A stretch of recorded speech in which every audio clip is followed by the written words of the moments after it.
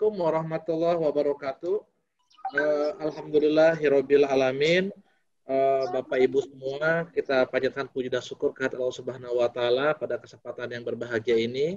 Kita bisa hadir di kajian mingguan yang tema hari ini kita bicara tentang sudah syariahkah keuangan kita, yang akan dibawakan oleh pemateri kita Ibu Ustazah Ibu Dr. Murniati Mukhlisin, Master Accounting CFI. Mudah-mudahan kita akan banyak belajar tentang keuangan syariah. Apakah sudah hasil yang kita peroleh, apakah sudah sesuai dengan sudah syariah.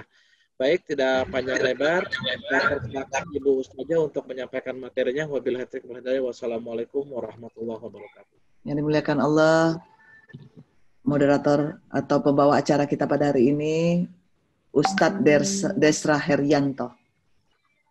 Ada di sini juga Ustadz Rahim Beb, Mbak Desi, Pak Ferdi, Pak Akbar, Mbak Siti, Bu Anggita, dan tentu saja segenap pengurus Masjid Raya Nurul Hidayah. Assalamualaikum warahmatullahi wabarakatuh.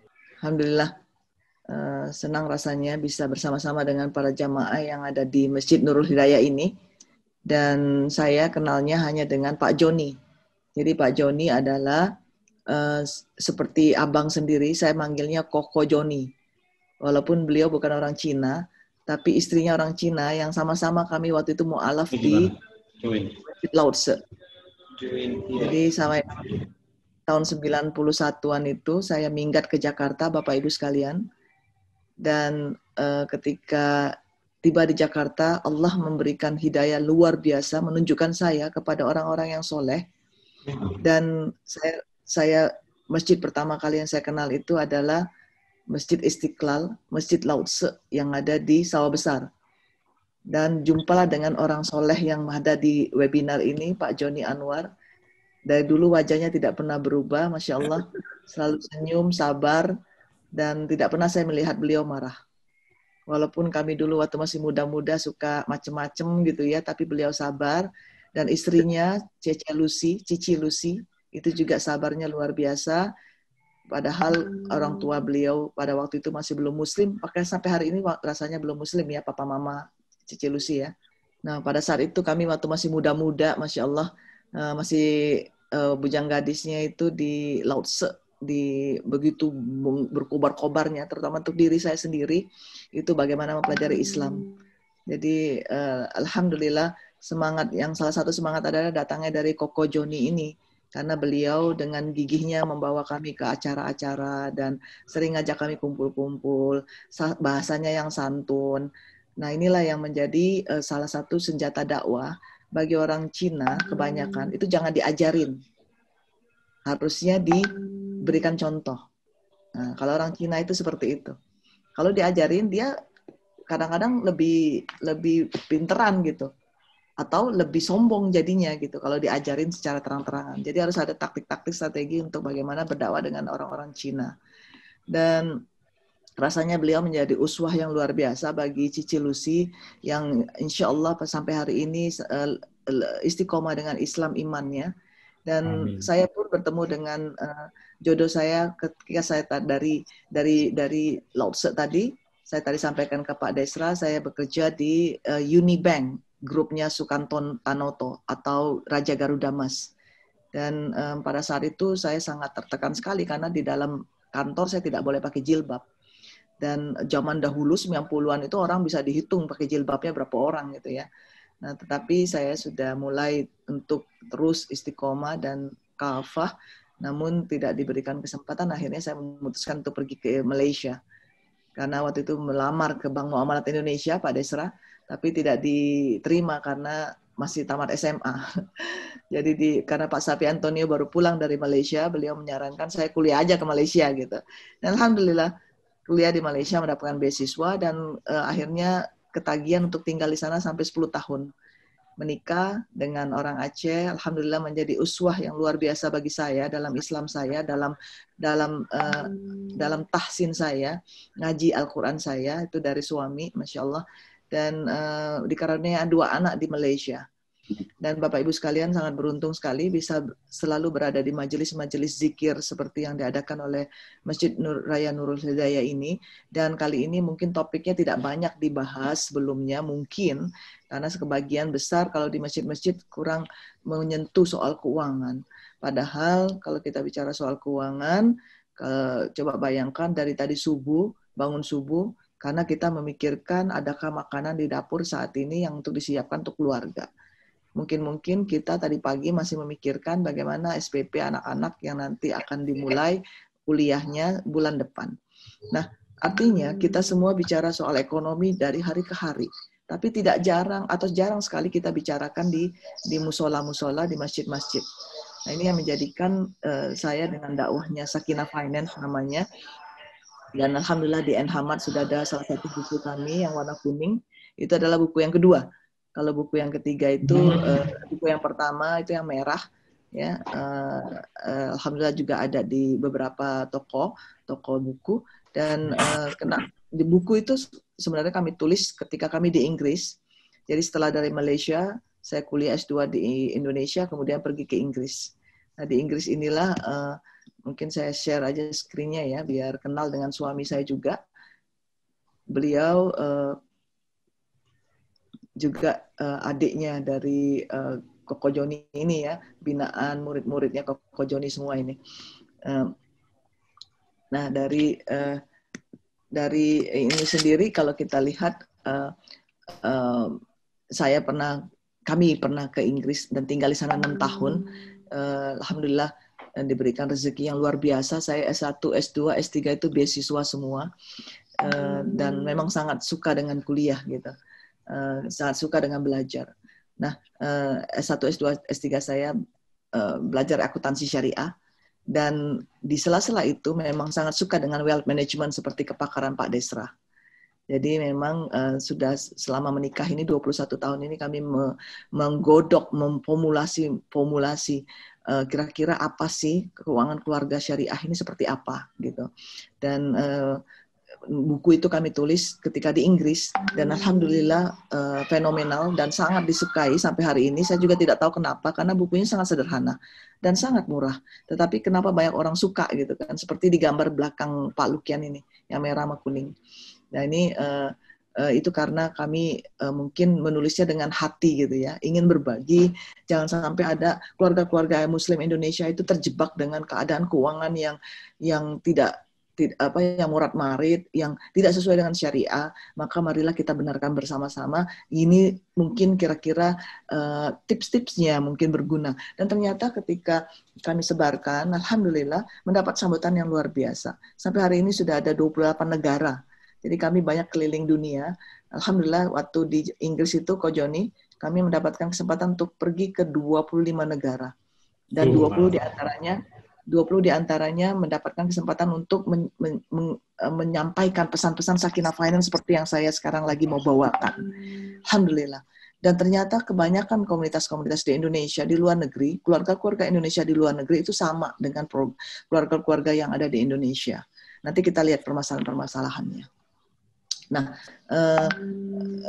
alhamdulillah setelah kembali dari Inggris 3 tahun ini saya cukup disibukkan dengan berbagai macam kegiatan sampai kemarin ditanya sama mahasiswa saya, mahasiswa S2 yang lagi bimbingan. Bimbingan itu di toko, kan kita ada toko Ko Joni, toko Taman Shop. Jadi bimbingannya di toko. Mahasiswa saya tanya, Madam sibuk banget gitu. Emang Madam punya waktu untuk keluarga? Saya bilang ya harus, keluarga tetap nomor 1 sesibuk apapun kita. Dan alhamdulillah kualitas pertemuan dengan keluarga itu kami selalu pastikan dengan sholat berjamaah. Jadi setiap waktu tidak ada alasan untuk tidak sholat berjamaah. Sebelum pandemi alhamdulillah dari satu masjid ke masjid yang lain, dari satu imam ke imam yang lain yang kami dengarkan, begitu luar biasa gebrakan soal jamaah dalam keluarga kami. Dan ya dengan pandemi ini ada hikmahnya tentu saja, karena berjamaahnya di rumah, mendengarkan lantunan ayat-ayat dari suami langsung, dari anak-anak langsung, bisa kita benarkan bagaimana tahsinnya dan sebagainya. Apalagi selama ini anak-anak di luar, sekarang semuanya di rumah gitu. Selalu banyak hikmah yang dibalik di apa yang diberikan oleh Allah kepada kita semua. Dan Bapak Ibu sekalian, ini sebenarnya satu rumah ini sebenarnya, satu model ini sebenarnya yang kami bawakan ke seluruh dunia itu yang tadi saya sampaikan. Hanya satu rumah ini gitu. Tapi kenapa orang kemudian memerlukan? Coba nanti kita lihat. Kami hanya bicara bahwa rumah ini adalah suatu model yang supaya kita ingat, biasanya kita itu diberi gambar atau diberi film atau diberi semacam huruf besar-besar gitu ya. Itu manusia seperti itu. Ketika dia psikologi ingatannya itu diberikan sesuatu itu dia lebih ingat. Nah sebenarnya kami hanya ngomongin satu rumah ini aja gitu. Bahwa di dalam rumah kita ada, saya yakin Pak Rahim Beb ini luar biasa ya, pengalaman hidup beliau pasti lebih dari kita-kita. Dan kami melihat dari sisi bagaimana sih yang pasti punya masalah dengan keuangan. Coba kita cek pendapatan kita, karena pendapatan itu harus ada di bottom part of our house. Jadi pondasi rumah kita harus kokoh. Baik itu memastikan gaji kita, kalau kita pensiunan ada uang pensiun, ada bisnis kita, dari NH Mart, dari harta waris yang diberikan oleh orang tua kita, dari baik orang yang duafa pun menerima dana zakat infak sedekah untuk dia, dapat hadiah dari orang lain, dapat macam-macam dari orang lain, menjadi sumber pendapatan kita. Pastikan dulu itu halal atau tidak gitu. Karena apa? Jelas dalam surah Al-Baqarah 156, a'udzubillahi minasyaitonirrajim. Ya ayyuhan nas kullu mimma fil ardi halalan thayyiban wa la tatabi'u tuwati syaitan innahu lahum aduwwum mubin. Allah menekankan bahwa kita harus makan semua apa aja deh yang di bumi ini, makan deh.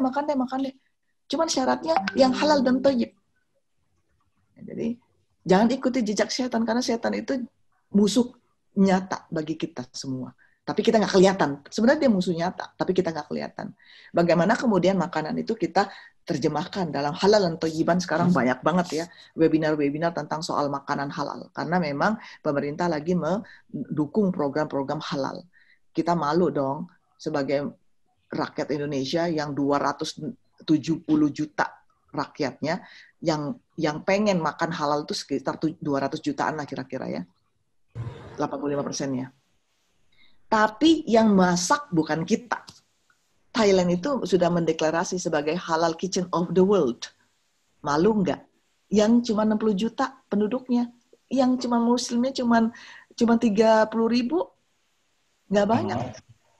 Jadi 33 juta ya, 3 juta penduduknya muslimnya di Thailand. Bisa apa sih mereka? Tapi mereka luar biasa dengan makanan halal. Maka dari itu kita semua keluarga Indonesia itu memastikan bukan hanya makanan, tetapi semuanya yang sifatnya pendapatan yang kita kelola dan sebagainya itu harus sesuai dengan syariah. Nah kemudian kami ceritakan tentang kokohnya pendapatan ini akan kita gunakan, dan kalau kita lihat di sini dengan kokohnya pendapatan kita, dengan keberkahan pendapatan kita, insya Allah dapat menopang 3 pilar-pilar rumah kita tadi. Apa pilar pertama? Pilar pertama adalah kebutuhan kita, kebutuhan daruriyah yang harus kita penuhi. Jadi kebutuhan daruriyah itu sebenarnya sedikit saja, sangat simple saja sebenarnya. Kebutuhan daruriyah itu sebenarnya sesuatu yang harus kita buat, kita makan, kita dapat supaya nggak mati. Itu aja sebenarnya. Nah, maka dari itu kebutuhan daruriyah ini dalam pendapatnya Imam Ghazali misalnya menunjukkan bahwa segala sesuatu yang berkaitan dengan penjagaan agama, jiwa, keturunan, akal, dan harta. Lagi-lagi harta disebut di situ. Jadi kebutuhan daruriyah adalah bagaimana segala sesuatu yang dapat melindungi harta kita. Nah, itu yang bagaimana kemudian ditambah juga melindungi marwah kita, melindungi lingkungan kita, ya. Kemudian kebutuhan daruriyah kita itu juga sebenarnya kita mengeluarkan zakat, infak, sedekah itu kebutuhan daruriyah. Loh kenapa kebutuhan daruriyah? Nanti saya sampaikan lagi, ya. Kok jadi kebutuhan dasar sih? Ya, kebutuhan dasar berbagi sama orang lain gitu.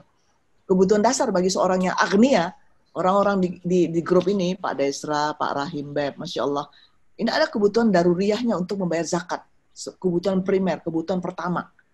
Kok dibuat jadi kebutuhan? Bukannya orang lain yang membutuhkan zakat kita? Dalam konteks ini tidak. Bukan orang lain yang membutuhkan zakat kita. Iya, orang lain itu membutuhkan. Lisa ilin wal mahrum, hakum maklum, lisa ilin wal mahrum. Pilar kita satu lagi adalah bagaimana ketika kita dalam keadaan surplus, dalam keadaan defisit, bagaimana pendapatan yang tadi sudah kita pastikan kokoh, itu dapat memainkan peranan.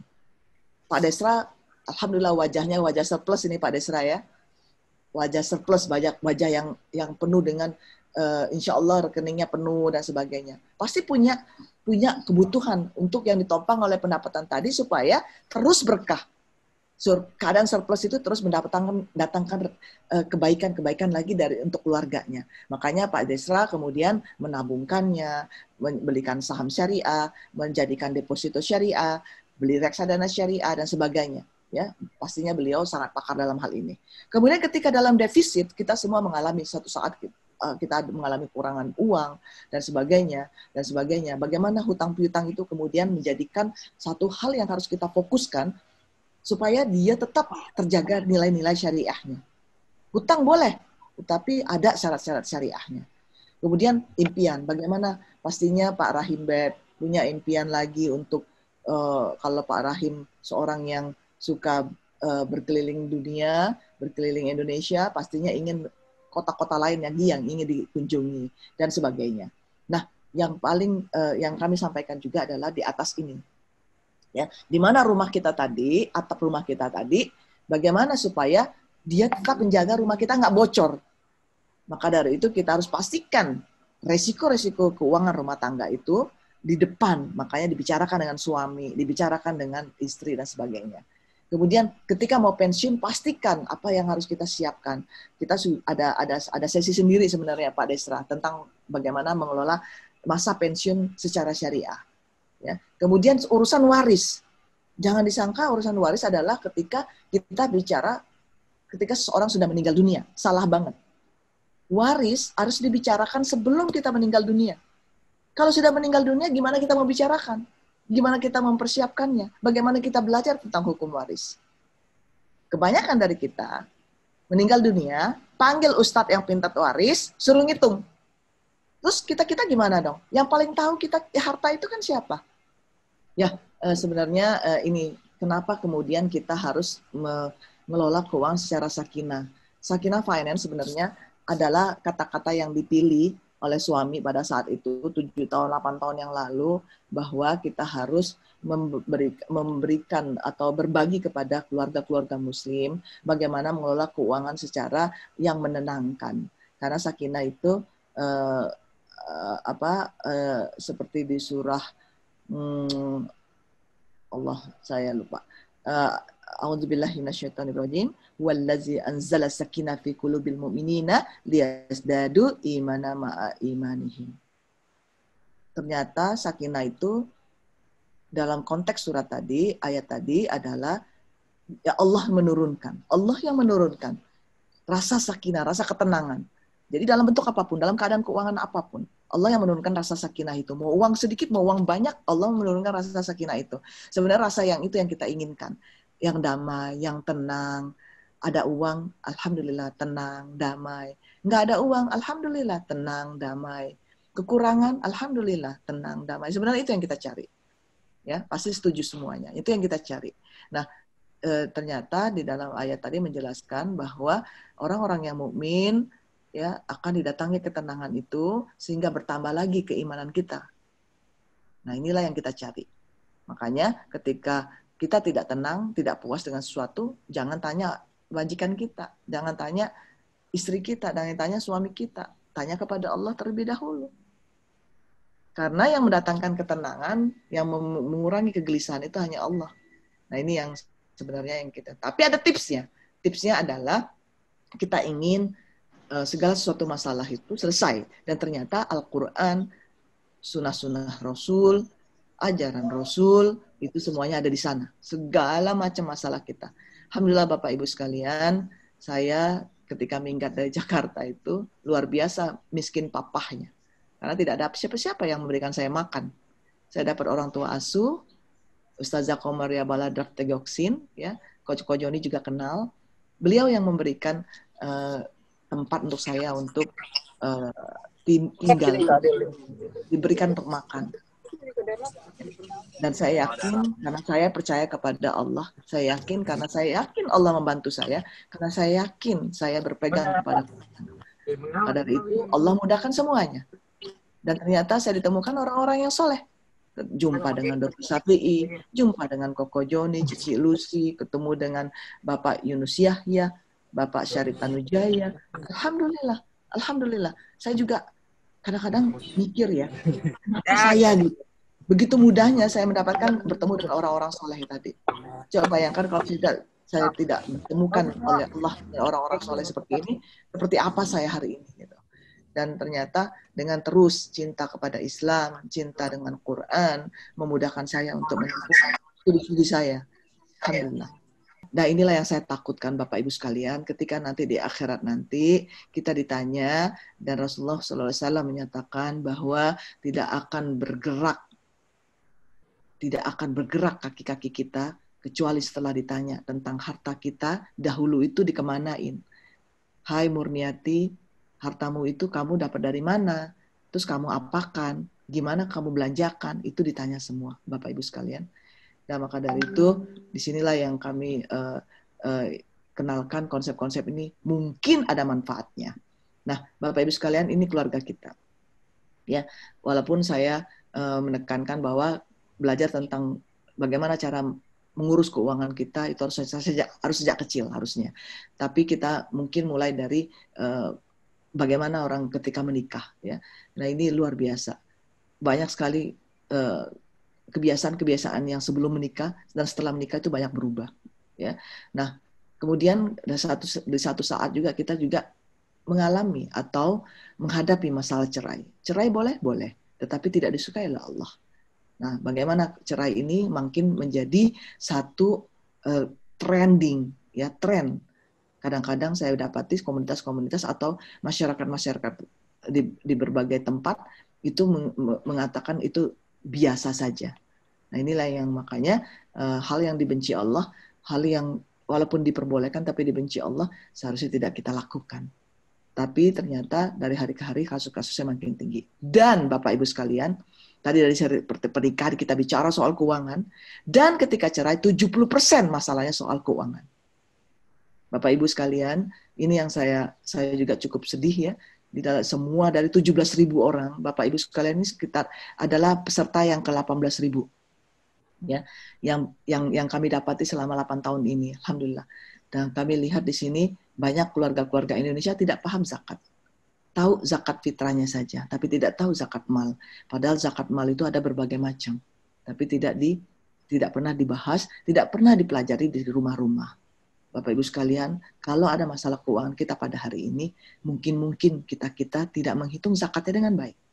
Bapak Ibu sekalian, kalau ada masalah penyakit yang Allah berikan pada hari ini, atau ada masalah anak dan sebagainya yang kita diberikan cobaan oleh Allah pada hari ini, mungkin ada zakat yang salah hitung, Bapak Ibu sekalian.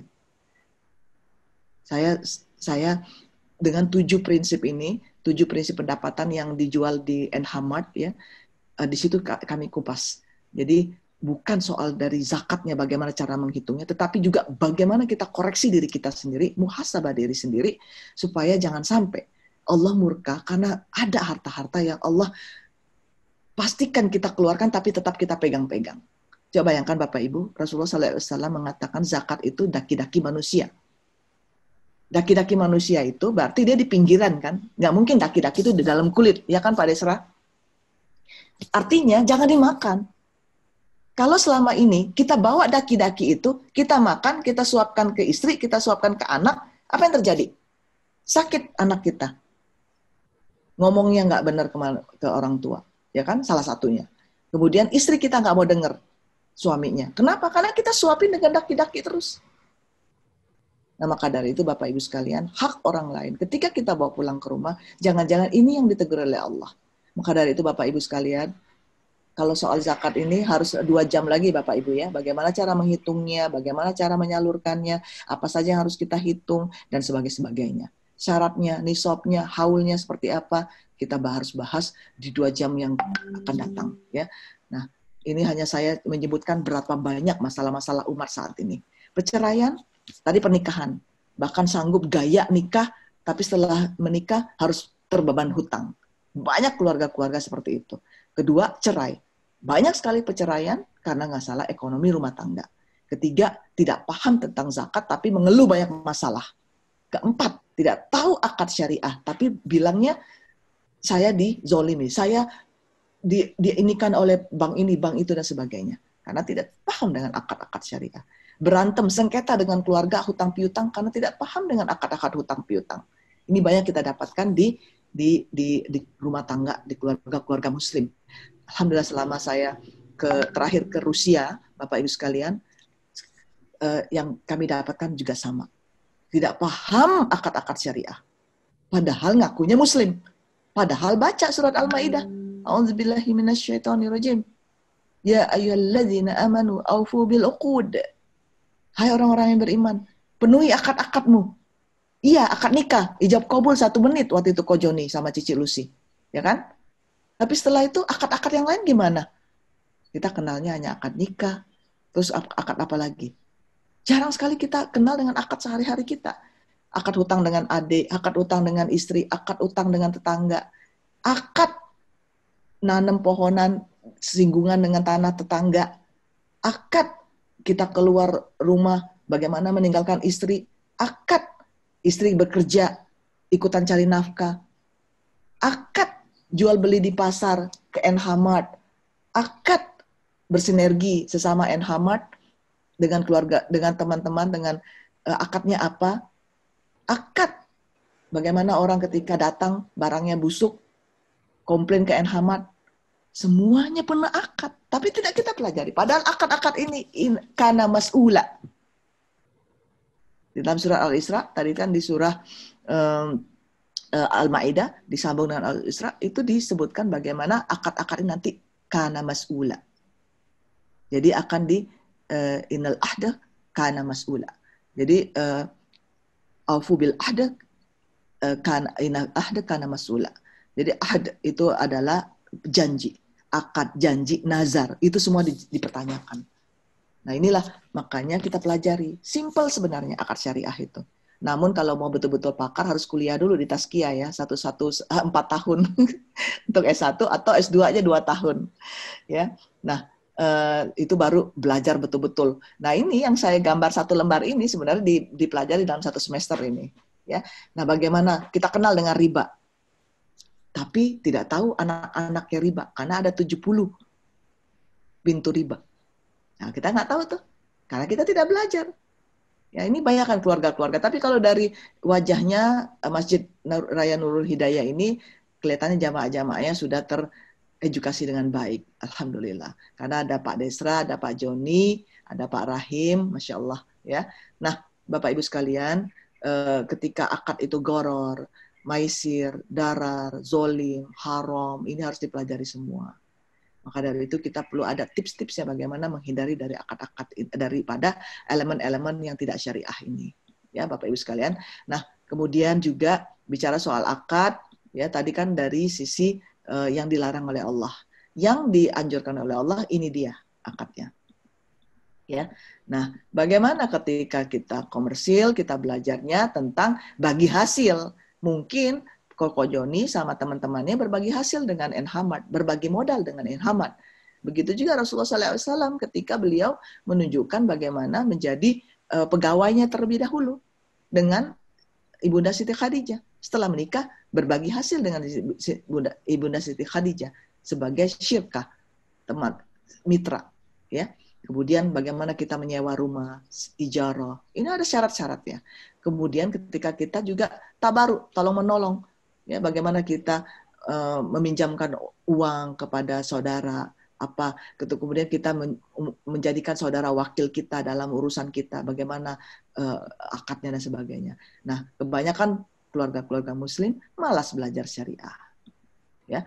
Nah, kemudian Bapak Ibu sekalian, ada satu hal lagi yang banyak dialami oleh keluarga kita. Ya, kemarin saya baru mengadakan kuliah online selama 6 jam dan paling seru di sesi waris. Karena banyak sekali harta orang yang tidak paham dengan hukum waris. Padahal mudah banget. Mudah sekali hukum waris itu. Ya. Nah, paling tidak kalau kita tahu dasarnya, konsepnya, kita pahami ayatnya, insya Allah bisa menghitung-hitung sendiri. Jadi ketika ada yang meninggal, jangan panggil ustadz dulu gitu. Jangan panggil ustadz. Kita dulu salah satu minimal di dalam keluarga tahu tentang hukum waris. Ya, mohon Bapak Ibu sekalian, ya, tolong dipastikan jamaah Masjid Raya Nurul Hidayah semuanya minimal satu keluarga satu paham tentang hukum waris. Untuk menghindari apa? Menghindari ini. Jangan sampai anak menggugat ayah kandungnya, mantu menggugat mertua. Banyak sekali, setiap hari saya dengar. Ya, dan jangan sampai ada yang suami istri cekcok karena urusan harta waris dan sebagainya. Ya, nah Bapak Ibu sekalian, maka dari itu mari kita menjadi full time Muslim, jangan menjadi part time Muslim. Kenapa? Karena kita memang disuruh udkhulu fisil mikafah, untuk masuk Islam itu secara kafah. Nah, ketika saya masuk Islam, alhamdulillah, ketika saya makin ingin menjadi kafah, semakin saya berlari ke dalam Islam itu, semakin banyak kenikmatan, rahmat, dan kebanyakan segala macam pintu-pintu kemudahan bagi saya yang saya dapati. Ya, termasuk ketika saya harus tinggal di Malaysia 10 tahun, di Inggris 6 tahun, dan dimanapun ya saya berada, alhamdulillah diberikan kemudahan oleh Allah. Bapak Ibu sekalian, itu saja yang bisa saya sampaikan.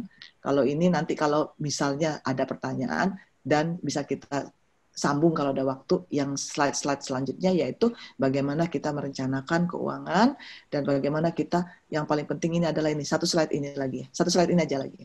Bapak Ibu sekalian, ini PR Bapak Ibu sekalian. Saya sering memberikan PR ini ke berbagai acara. Bapak Ibu dipoto semuanya, dipoto udah. Nah, kalau tidak paham nanti tanya Pak Desra pakarnya di sini, ya. Nah, coba kita lihat di posisi keuangan masing-masing. Ini Bapak Ibu sekalian, ini bukan slide sembarang slide. Tapi slide punya makna. Apa maknanya? Pertama, banyak sekali keluarga-keluarga yang saya minta untuk menuliskan ini. Pertama, dia bersyukur. Kedua, dia beristighfar. Bersyukur karena Masya Allah, harta saya sudah banyak selama ini. Yang saya selama ini mengeluhkan. Karena kalau kita terus-terus mengeluh, la in sakartum wa azidannakum wa la in kafartum inna adzabi lasyadid. Jadi ketika kita menuliskan ke ini, kita kemudian mulai lebih banyak bersyukur. Sudah dipoto Bapak Ibu sekalian? Nanti dicatat sendiri-sendiri ya. Kedua, istighfar. Ya Allah, ada hutang nih dengan Bapak Joko, ada utang dengan Ibu Acin. Kalau gitu, saya harus cepat-cepat bayar nih. Ya Allah, kalau tidak dicatat, nggak inget nih. Ternyata juga ada zakat mal yang belum dibayarkan. Ya Allah, zakatnya belum dibayar ini. Padahal udah jatuh tempo, udah haulnya. Terus apalagi? Ternyata ada hutang yang tidak di bank-bank syariah, tidak di lembaga keuangan syariah. Ternyata ada juga hutang yang menggunakan riba. Istighfar lagi. Terus apa lagi? Oh, ternyata harta saya sama harta istri sudah terpisah. Atau belum terpisah. Ayo, saya mau pisahkan dulu. Kenapa? Nanti di hukum waris harus dipisahkan hartanya. Jadi kalau saya meninggal, harta saya saja yang akan dibagikan ke ahli waris saya. Jadi ketika harta semua keluar, ini kan ada hartanya 1,1 miliar ya. Ya, hutangnya 436 juta, hartanya 1,4. Harus dipisahkan. Nah, nanti ketika saya meninggal, harta saya ternyata cuma 700. 700 ini akan dikurangi hutang saya. 700-nya tetap dipegang oleh suami, tidak boleh dibagikan sebagai harta waris. 700-nya saya dikurangi hutang saya, dikurangi wasiat kalau saya ada. Kemudian saya bagikan kepada suami 1/4. Kemudian kalau saya tidak punya orang tua lagi, maka kemudian saya bagikan kepada anak-anak saya. Anak saya 3, 2 laki-laki, 1 perempuan. Jadi sisanya asobah 4, 2 laki-laki, pembaginya 4, kemudian 1 perempuan 5. Jadi 3/4 dibagi 5. 2 bagian untuk laki-laki, 1 bagian untuk perempuan. Selesai. Kalau tidak kita pisahkan, bagaimana kita bisa melihat perpisahan hartanya ketika salah satu meninggal. Nah, kemudian apalagi yang bisa kita pelajari dari sini? Oh, ternyata ini masa pandemi. Kita terasa banget nih, ya. Terasa banget ternyata dana yang kita perlukan untuk kehidupan sehari-hari harus ada. Kenapa? Karena ternyata suami tidak dapat THR kemarin. Di PHK. Dikecilkan utang gajinya dan sebagainya. Nah, ini coba bayangkan kalau kita sudah mulai muhasabah, banyak sekali yang keluar dari pikiran dan mulut kita. Dan insya Allah semuanya bernilai ibadah. Karena kita ingin supaya hukum-hukum Allah itu kita jalankan. Ya, itu saja Bapak Ibu sekalian, kita perkaya dengan tanya jawab. Silakan Pak Desra. Terima kasih. Waalaikumsalam warahmatullahi wabarakatuh. Waalaikumsalam. Baik, Bu Ustazah, terima kasih banyak. Ini paparannya luar biasa. Ini juga jujur, kalau bertanya, kayaknya saya duluan mau tanya. Bapak Ibu, mohon maaf, silakan. Mungkin bagi yang mau bertanya, disilakan diaktifkan mute-nya, dimatikan, jangan mute ya.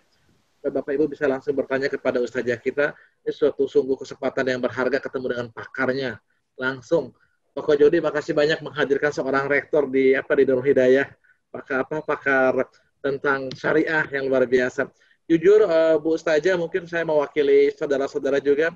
Banyak kami ini mengaku Islam, tapi jujur mengenai masalah tentang hak waris, tentang akad dan sebagainya. Jujur kami sangat awam sekali gitu kan. Tadi ada pertanyaan yang menarik. Mungkin mohon izin Bapak Ibu saya bertanya duluan ke Ustazah, moderator. Bu Ustazah tadi pertanyaan menarik begini.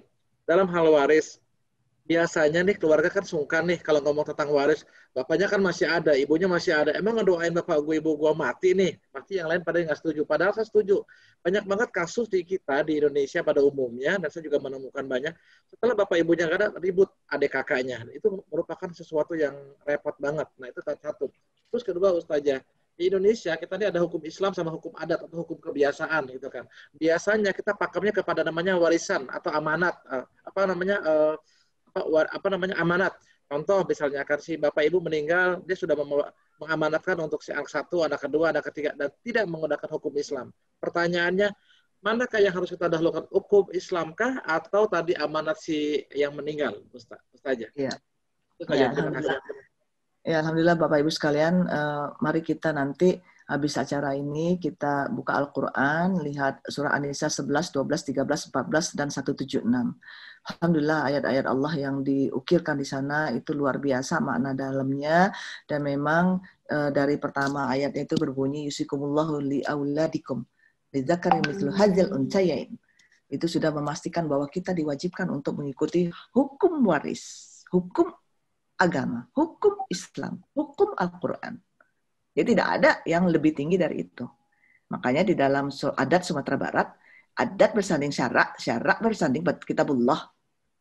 Ujung-ujungnya kitab. Ujung-ujungnya kitabullah. Walaupun adat, tetapi tetap harus bersanding dengan syarak, dengan syariah. Dan syariah itu bersandang kepada kitabullah. Jadi akan dipatahkan oleh kitab. Akan dipatahkan oleh hukum-hukum Islam. Nah, memang banyak sekali. Pertama tadi ya, kita merasa tabu. Maka dari itu, kitalah generasi yang akan mendobrak semuanya ini. Coba bayangkan Bapak Ibu sekalian, kalau orang tua kita lagi di ICU, terus kita sampaikan ke beliau, ayah, rumah yang itu gimana ya ayah? Itu nanti bisa tetret gitu kan. Nanti mesinnya itu jadi putus gitu, langsung bapaknya langsung takut. Nah, mau milih pada saat itu atau memilih ketika beliau masih hidup? Atau ketika sudah meninggal? Ayah, mana ya catatan ayah tentang hartanya, tentang utangnya? Begitu. Ayo, mana? Di antara 3 posisi itu mana yang lebih baik? 1, beliau ngambek tapi masih hidup. 2, beliau sakit. Ayah, sertifikatnya udah dirubah belum dengan nama saya, ayah? Langsung nggak didoain waktu habis ini, nggak sempet talkin pun, gitu kan? Atau ketika sudah meninggal di kuburan, ya Allah, kenapa ini ayah ini nggak naruh di surat wasiatnya sama surat notarisnya di sini ya? Bapak Ibu sekalian, pilih antara 3 itu. Kalau saya memilih nomor 1, ya Bu Anggita, milih nomor 1, tapi bicara dengan kaulan karima, kaulan layina. Bicaralah dengan bahasa yang lembut, bahasa yang cantik, diajak ke pengajian, yang ngomong orang lain, didengar sama-sama. Bapak Ibu sekalian, ada satu keluarga yang ikut dalam acara kami, pelatihan. Saya nggak nyangka beliau udah hadir. Usianya 74 tahun, dengan istrinya, dengan anaknya. Seharian 8 jam bersama kami, orang kaya raya sekali. Beliau bilang, ya Allah, saya selama 70 tahun ini baru saya kali ini mendengarkan tentang mengelola harta secara syariah. Untung saya belum meninggal, katanya. Untung saya belum meninggal. Terima kasih. Sampai dia nangis, testimoninya ada di Instagram kita. Nangis beliau. Semoga selalu Allah berikan kemudahan untuk dakwah kami. Begitu doa beliau untuk kami. Dan anaknya cium tangan ke ibunya, ke ayahnya. Maaf mama, maaf ayah, selama ini saya ribut dengan harta. Ternyata ini ada urusannya dan sudah ada peraturannya. Bapak Ibu sekalian, begitu caranya. Kalau misalnya kita kagok, maka ajak ngaji bareng-bareng. Ngajak bareng-bareng, Kak Koko Joni, datangkan ustadz yang ahli dalam waris, tapi juga tahu bagaimana mengelola keuangan, jadi bisa praktek gitu ya. Jangan dibuat susah-susah waris itu, karena bagian ustadz yang kepinteran atau ustadz yang memang pandai, kadang-kadang ngajarinnya ribet. Makanya kita pulang-pulang bingung, nggak bisa praktek gitu. Ya, jadi pesankan sama ustadznya, ustadz, tolong nanti pelan-pelan ya, dan banyak prakteknya ustadz. Terus jangan bahasanya yang ringan-ringan aja. Bilang begitu. Ya. Kalau mau yang serius, jangan di pengajian, ke Tazkiyah aja, karena itu 1 semester. 14 kali pertemuan, 2 kali ujian, kali 2 jam setengah. Baru Bapak Ibu bisa menguasai hukum waris. Nah itu kalau mau serius. Kalau untuk yang dipraktekkan, untuk usia-usia Bapak Ibu sekalian, maka kita baiknya berbahasakan yang awam. Nah gitu. Ya. Dan itu ada hubungannya dengan pengelolaan harta. Ya, seperti tadi, coba bayangkan. Selembar slide yang terakhir tadi, ya, kita bisa lihat bahwa ada urusan di mana nanti kita bertanggungjawabkan untuk zakat, ya, karena ada harta-harta yang kita harus berkeluarkan zakatnya. Ada urusan di mana kita harus pisahkan hartanya karena ada urusan dengan harta waris.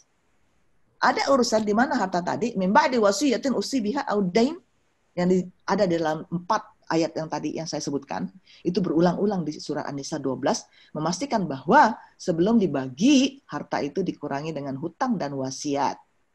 Bagaimana dengan wasiat? Wasiat tidak boleh untuk ahli waris. Jadi kalau wasiatnya dari ayahanda kita tercinta, menuliskannya karena beliau tidak tahu tentang hukum waris, maka menulis bahwa anak saya pertama dikasih 20, anak saya kedua dikasih 30, anak saya ketiga karena bandel nggak usah dikasih. Tidak berlaku. Tapi kalau ahli warisnya, kalau si mayit sudah menuliskan wasiat, kan Bapak Ibu sekalian, kita disunahkan untuk menulis wasiat kalau dalam keadaan sakit keras ya Bapak Ibu ya. Terus kalau sakit kerasnya nggak jadi meninggal, dihapus lagi wasiatnya boleh. Ya. Jadi memang kita disunahkan untuk menuliskan wasiat. Tetapi syarat-syarat wasiat adalah 1, tidak boleh untuk ahli waris. 2, diniatkan untuk ibadah. Untuk kegiatan yang baik, yang positif, yang bermanfaat.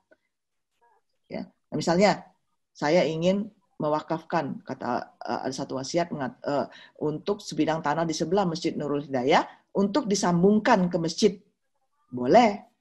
Tapi kalau masjid, tanah di sebelah Masjid Nurul Hidayah, saya wakafkan untuk istri saya nomor 2. Nggak boleh kok Joni ya. Nggak boleh. Kenapa? Karena istri nanti akan dapat bagian warisnya. Nanti berantem hukumnya. Ya. Nah, terus gimana ini? Kan orang tua kita harus patuhi. Patuhi. Tapi nanti orang tua kita yang menerima azabnya. Yang menerima pertanyaan dari malaikat. Hai, mayit, fulan, kenapa kamu waktu masih hidup, harta kamu buat demikian rupa. Kamu apakan? Kamu kemanakan? Kamu hukum waris kamu nggak pakai. Kamu tuliskan wasiat yang nggak benar. Mau seperti itu Bapak Ibu? Ya, wallahu a'lam bishawab. Silakan yang lain. Jadi emosian. Jadi sedang gitu maksudnya. Jadi karena apa, memang pertanyaan Pak Desra ini sangat penting bagi kita dalami, jangan sampai terjadi dalam keluarga kita. Ya. Assalamualaikum, Madam. Waalaikumsalam warahmatullahi wabarakatuh. Madam mau nanya, itu kalau tadi kan sarannya sebelum terjadi risiko meninggal dibicarakan tentang waris gitu Mas. Nah sekarang materinya apa ya yang dibicarakan oleh orang tua ke anak atau anak ke orang tua? Karena wasiat kan nggak boleh ditulis di awal sebelum pewarisnya meninggal gitu. Jadi materinya atau perihal apa yang sebaiknya dibicarakan ya Madam? Oh, kalau wasiat memang harus dituliskan sebelum meninggal dunia. Materi apa? Materi pengajian. Maksudnya perihal waris kan harus dibicarakan sebelum meninggal nih. Iya. Nah, itu materi apa tuh? Misal orang tua ke anak, anak ke orang tua, yaitu besaran-besaran, bukan besaran sih materinya atau perihal apa yang harus yang sebaiknya dibicarakan sebelum terjadi risiko meninggal oleh pewarisnya gitu loh, Madam. Kalau diperuntukkan dari awal kan nggak boleh, karena pewarisnya belum meninggal dan itu kan seperti wasiat kalau sebelum meninggal kan, Madam ya. Oh iya, ya terima kasih Pak Akbar. Pak Akbar ini pendukung setia Sakinah Finance beliau ini, Masya Allah.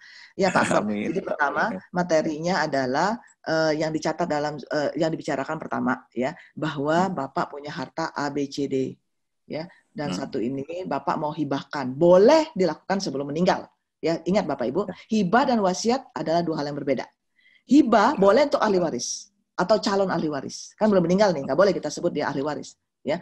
Nah, jadi boleh ketika kita punya harta ABCD, saya kasihkan ke kamu ya, Nduk. Saya kasihkan kamu ya, anakku yang ini boleh. Nah, selebih itu Bapak mewasiatkan. Nanti ini harta yang tanah yang di ujung itu akan Bapak wakafkan. Nah, itu boleh ya. Nah, kemudian yang kita bicarakan adalah bukan harta yang nanti setelah meninggal ini untuk ini bukan, tetapi makna dari hukum waris itu sendiri, rumus-rumus hukum waris itu sendiri diceritakan kepada anak-anakku. Kan ini Bapak sudah kasih hibah nih, udah kasih hadiah semua, udah. Nah kalau Bapak meninggal masih ada hartanya, maka kalian bagi secara hukum waris Islam. Apa itu hukum waris Islam? Satu, pastikan hutang Bapak dilunasi dulu. Kalau mungkin Bapak belum terlunasi ketika meninggal dunia. Cek apakah ada hutang zakat Bapak, hutang fidyah Bapak, adakah hutang nazar Bapak. Bapak catat nih di sini. Bapak catat nanti. Terus kemudian Bapak ada deposito di sini, Bapak juga ada asuransi syariah jiwa di sini, Bapak ada ini. Nah ini harta Bapak semua. Nah kemudian cara membagikannya, jadi Bapak itu belajar hukum waris, anak-anak semua mendengarkan. Cara membagikannya adalah Bapak ini punya istri 2, kalian tahu semua kan. Nah istri adalah dapat 1/8. 1/8 ini karena istri Bapak 2 dibagi 2. Gitu. Jadi Bapak satu istri dapat 1/16, satu istri lagi dapat 1/16. Akur. Oke, sekarang Bapak punya anak 3 nih. Anak Bapak 3. Jadi diceritakan Pak Akbar, bukan dengan hartanya yang akan dibagikan, tapi rumusnya. Oh iya, gitu. Ya. Nah kemudian ini Bapak ada asuransi jiwa, uang pertanggungannya 1 miliar. Bapak sudah letakkan di sini hibahnya untuk kalian bertiga. Kalian bertiga dapat 40, 20, 20. Nah nanti hibah ini bukan bagian dari harta waris. Karena ini sudah dihibahkan dari hasil kumpulan orang-orang yang ikut dalam polis asuransi itu secara syariah, nanti akan dibagikan kepada kalian semua. Nah itu bukan bagian hukum waris, jadi jangan dibagi secara hukum waris karena Bapak sudah sudah dihibahkan dari perusahaan itu untuk memberikan uang pertanggungan.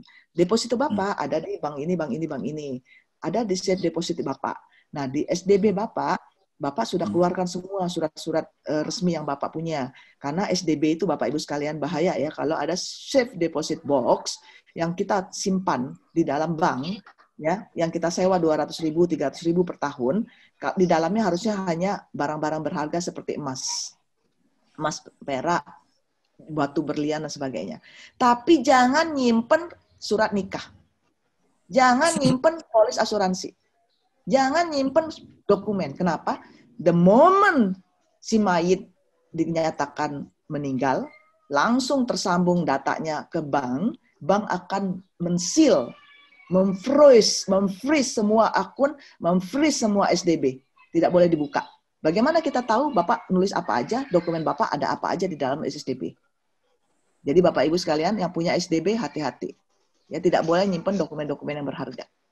Nah, gitu Pak Akbar, semoga bermanfaat. Wallahu a'lam bishawab. Silakan Pak Rahim. Ya.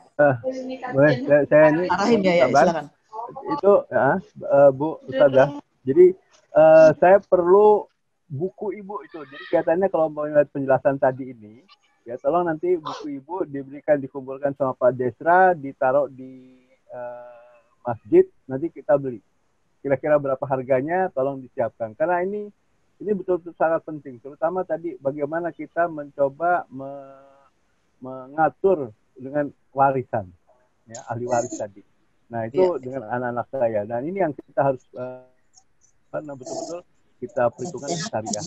Nah jadi nanti mungkin kalau Ibu ada ini buku-bukunya, bisa Desra, nanti harganya berapa. Kira-kira itu Ibu. Assalamualaikum. Waalaikumsalam. Terima kasih Pak Rahim Bet. Saya terharu mendengarkannya dan bukunya nanti sama Enhamat aja ya, Ko Joni ya. nanti di Enhamad, nanti diselesaikan dengan Masjid Darul Hidayah, dan harapannya bisa bermanfaat. Kalaupun untuk detailnya buku-buku itu mungkin buku kami sangat simpel dan sederhana gitu ya. Nanti kalau ada khusus sebenarnya untuk yang waris ini tapi belum kita keluarkan. Cuman disentuh juga yang di buku merah itu masalah waris. Kalau masalah pendapatan tentang tips-tips bagaimana menjaga supaya kita terus halalan thayyiban berkah insya Allah itu ada di buku kuning. Nanti Pak Koko Joni ya Koko Joni nanti koordinasikan dengan masjid. Insya Allah. Terima kasih Pak Rahim. Yang lain silakan. Baik, Bu Ustazah, ini ada pertanyaan dari Bu Rita Jahara, saya bacakan aja lewat chat ya. Siap. Dari Bu Rita Jahara nih. Ustazah, apakah harta istri dan harta suami memang mesti dicatat secara terpisah dan jelas? Penjelasannya Bu Ustazah. Pertanyaan dari Bu Rita Jahara. Ya, di Bu Rita Jahara, Masya Allah, terima kasih Bu Rita. Di dalam praktiknya, boleh Ibu Rita punya catatan sendiri, boleh suami sendiri. Yang tadi saya contohkan adalah ketika catatan satu. Karena rata-rata suami males, maaf ya para suami. Para suami minta istrinya yang nulis. Tapi jangan kaget, ada suami yang rajin nulis ya. Rajin buat Excel. Jadi ada, kalau acara-acara pelatihan itu lucu. Jadi ada satu dokter gitu ya, dokter rumah sakit. Sampai saat ini jadi itu berita, alhamdulillah. Kadang-kadang kita memang di webinar ini bukannya sengaja Pak. Kadang-kadang kita memang nggak sadar gitu bahwa kita bicara. Kadang-kadang ada bunyi suara dari mana-mana. Memang biasa banget ya. Jadi saya nyantai aja. Saya udah, alhamdulillah Pak Desra, selama pandemi ini yang mendengarkan Sakinah Finance itu naik melonjak-lonjak. Yang biasanya setiap tahun kami hanya menyampaikan pesan sekitar 2.000-3.000 orang. Tahun ini selama pandemi itu 1.000 orang per bulan. Jadi sekitar 5.000-an sekarang. Dari masa pandemi Maret, April, Mei, Juni, Juli, Agustus itu hampir 6.000 sekarang. Jadi saya senang campur capek gitu. Senang tapi capek itu biasa ya. Dakwah itu harus capek gitu. Senang gitu. Senangnya minta ampun karena ternyata ada hikmahnya. Pandemi membuat orang makin sadar dengan keuangan keluarganya. Kenapa? Kanan kiri dicabut nyawanya karena COVID. Ini kapan gua syariahnya nih? Gitu kan? Kanan kiri kena PHK. Kapan gua urus uang gua gini? Ya, jadi enak banget ya. Nah, walaupun tidak ada kata terlambat tentunya, harapannya yang kita semangati hari ini itu berkelanjutan. Ya, jadi Bu Rita, catatan boleh terbagi dua, istri satu, suami istri satu, karena memang ditanya nanti oleh malaikat, ya Rita, di mana zakat kamu keluarkan? Mbak Rita nggak akan bilang, sebentar malaikat saya tanya dulu suami saya ya, suami gitu, nggak ada gitu ya, nggak ada ya. Jadi saat-saat itu kita memang semuanya sendiri, bahkan kita lupa yang mana suami, kita tidak tahu yang mana suami, istri, anak, kita tidak tahu. Yang penting kita selamat gitu. Nah, pada saat yaumul kiamah nanti keadaan seperti itu. Ya. Hai Joni, bagaimana Enhamad waktu itu didirikan? Tunggu ya, saya tanya dulu sama si Lucy. Nggak ada ya. Nggak ada. Nah ini ya. Jadi maka dari itu, kalaupun digabung, dua-duanya harus ikut, harus tahu, harus duduk bareng. Dan ini momen-momen romantis bagi saya dalam keluarga. Ketika duduk bareng ngomongin soal harta yang kemarin dikeluarkan kemana, apakah sudah benar, makan-makannya di mana, apakah nanti di tahun depan seperti apa, SPP anak-anak seperti apa, dibicarakan di awal-awal itu asik banget. Kapan kita mau jalan-jalan lagi, kapan kita mau silaturahim lagi, kapan kita mau pulang kampung ke Aceh, kapan kita mau ziarah, kapan kita, asik banget. Disitulah tiada dusta di antara kita. Kenapa? Tahu utang suami, tahu utang istri. Ada seorang dokter itu, saya selama ini tidak mau tahu, istri saya tahu tentang hutang saya.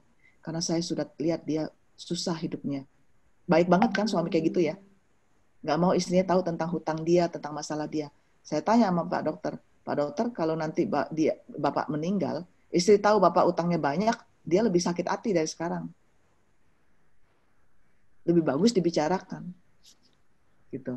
Ya, terus laki-laki juga ada uang laki-laki. Di songkoknya Koko Joni itu ada uang biasanya. Di tali pinggangnya ada uang. Di kaos kakinya ada uang. Itu kan uang laki-laki. istilahnya uang laki-laki yang disembunyiin. Nah, ya, Pak Rahim pasti udah pengalaman tuh uang laki-laki ya. Nah, kalau uang laki-laki ini tidak dibicarakan, tumbuhnya suuzon, ya itu jadinya cekcok rumah tangga. Gitu. Nah, jadi bagi saya, kita transparansi, hutang di mana, hutang syariah itu justru hutang yang diketahui oleh suami istri. Hutang syariah itu justru tahu kemana hutangnya, di mana, dibuat untuk apa hutangnya.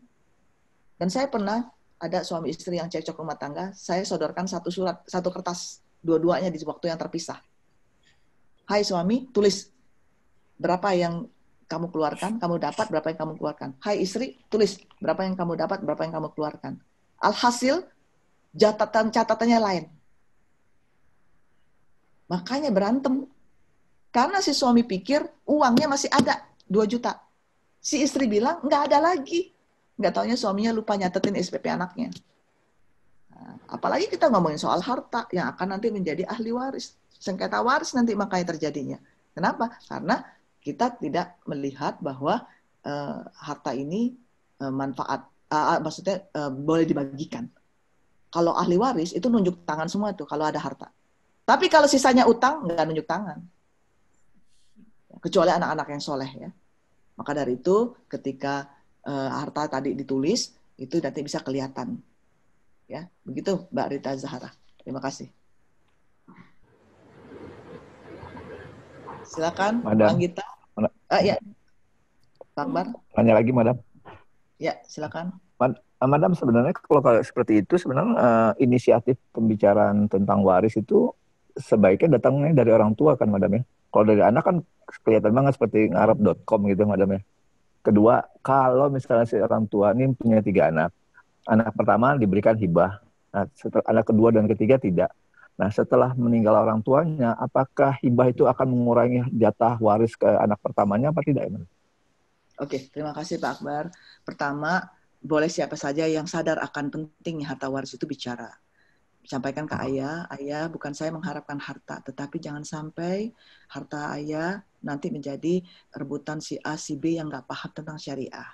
Bagaimana kalau kita kumpul semuanya, kita undang Ustadz A, Ustadz B untuk bicara. Nah, begitu. Atau ketika kita sudah merasa cukup ilmunya, ayah ternyata di dalam urusan waris begini. Kalau ayah meninggal, tek. Tapi ayah jangan tersinggung ya. Coba berani nggak ngomong kayak gitu. Nah, kita harus terobos yang begini. Kami sudah mengajarkan Pak Akbar di rumah, makanya kami sampaikan di sini. Ada nanti anak-anak akan jadi lucu-lucuan gitu kan. Si Hayan, misalnya ini ada Butari, Hayan, muridnya Butari nanti ngomongnya gini, Mami, if you die, would you like to give me that handphone? Nah, nggak apa-apa, biarin sampai saat ini saya juga ngetek duluan nggak apa-apa. Ya. Jadi anak-anak biasanya seperti itu. Nah, jadi kedua adalah hibah. Dalam satu keadaan ya, seorang datang kepada Rasulullah, ya Rasulullah, aku memberikan hibah. Padahal itu seorang budak ya, kepada anakku yang pertama. Supaya nanti ketika saya meninggal tidak ada rebutan. Gitu ya. Terus kata Rasul, bagaimana dengan anak-anakmu yang lain? Tidak, kuberikan ya Rasulullah. Sesungguhnya hibah itu ketika ada urusan dengan harta waris harus diberikan sama kepada semua anaknya.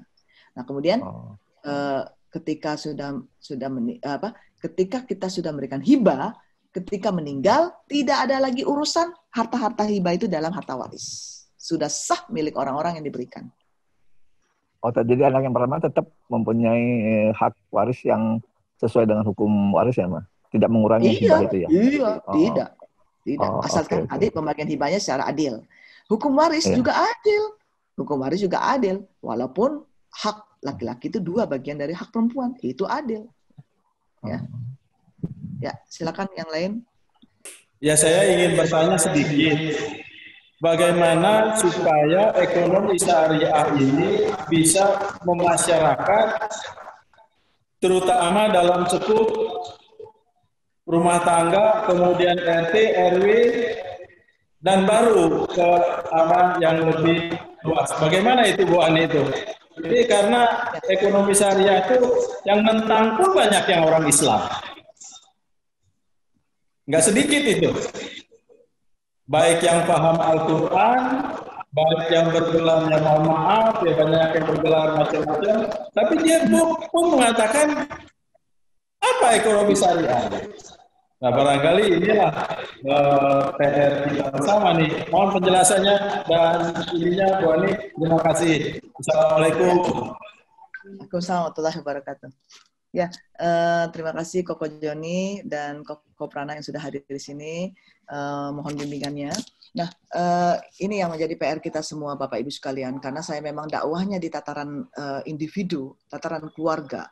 Maka saya sangat yakin sekali bahwa ekonomi syariah itu, atau berekonomi sesuai dengan syariah, menjalankan kehidupan kita sesuai dengan akad-akad syariah, dengan koridor-koridor syariah, maka dia harus hadir di setiap keluarga. Bukan sebagai formalitas seperti yang kita dapati pada hari ini. Apa itu formalitas? Kita belajar ekonomi syariah kalau kita datang ke conference, kalau kita ke seminar. Kita datang ke kampus, baru kita belajar ekonomi syariah. Ketika kita pulang, si Unyil, si Cupri, si Usro, si Upin, Ipin tidak diajarin. Ya. Nah, kemudian ketika kita belajar tentang akad-akad syariah, keindahan akad-akad syariah, kita bicara hanya dengan ketika kita investasi atau meminta pembiayaan di bank syariah. Kita bicara dengan CS-nya, kita bicara dengan AO-nya, kita bicara dengan tellernya. Salah. Harusnya kita bawa ke rumah, karena dakwanya Rasulullah SAW bukan kepada instansi, bukan kepada formalitas, tapi di setiap orang. Dakwanya Rasulullah SAW ketika mengenalkan akad-akad syariah, itu dijalani oleh Rasulullah sendiri. Menjadi uswah bagi kita sampai hari ini. Tapi apa yang kita lakukan? Banyak orang-orang yang belajar tentang ekonomi syariah hanya untuk berbekal belajar atau menjadi nanti ketika lulus bisa dapat kerjaan. Ikut training karena nanti ketika di kantor naik jabatan. Ya kan? Ya itu formalitas yang sering kita dapati. Maka dari itu ketika mendakwakan ekonomi syariah, ujung-ujungnya karena dia ingin produk dan jasanya terjual. Makanya nggak berhasil. Sampai saat ini hanya 8% pangsa pasar kita. Kurang dari 2 digit bahkan. Ya, yang konvensional masih mengguguli, ya kan? Nah, kemudian kita ya, Koprana? Ya udah, 92% jadi yang konven ya. Iya, enggak, untuk yang perbankan sendiri masih kurang dari 2 digit. Nah, kalau kita bicara dari segi, misalnya ya, saya dari 20 negara yang kami kunjungi, bicara soal Sakinah Finance, dan ada komunitas-komunitas yang kita mengadakan training tiap bulan, walaupun sekarang harus training online, itu 90% tidak kenal dengan akad-akad syariah. Bapak Ibu sekalian, kita sudah 30 tahun memeluk agama Islam, sejak lahir dari agama Islam, tapi kita baru belajar saat hari ini. Banyak yang bahkan ada yang saya 30 tahun berada di suatu lembaga keuangan. Kok saya nggak pernah nemuin atau tidak pernah disuruh belajar seperti ini. Selama ini saya di training di lembaga saya untuk bagaimana menjual produk dan jasa keuangan syariah. Tapi saya pulang, saya berpikir hanya untuk bonus dan KPI. Karena tidak dibawa pulang ke rumah. Maka dari itu, saya dan Komite Nasional dan Keuangan Ekonomi dan Keuangan Syariah itu punya satu roadmap. Ya, bahwa nanti saya tunjukin roadmap-nya itu adalah bagaimana keuangan syariah itu harus dimulai sejak usia kecil, sekecil-kecilnya. Nah, kalau Bapak Ibu sekalian ada yang mau jawab, seusia berapakah yang bagusnya belajar tentang ekonomi atau keuangan syariah? Bapak Ibu?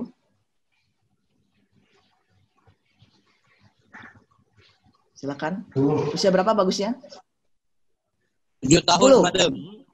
Usia 7 tahun. 7. Pak Jajan. Cici Lucy. Mulai dari 7 tahun, udah mulai dikenalkan. Mulai 7 tahun mulai dikenalkan. Minta jajan, Ani. Halo, Bi. Sejak anak mulai bisa jajan. Ya. Oke, ada yang usia lain?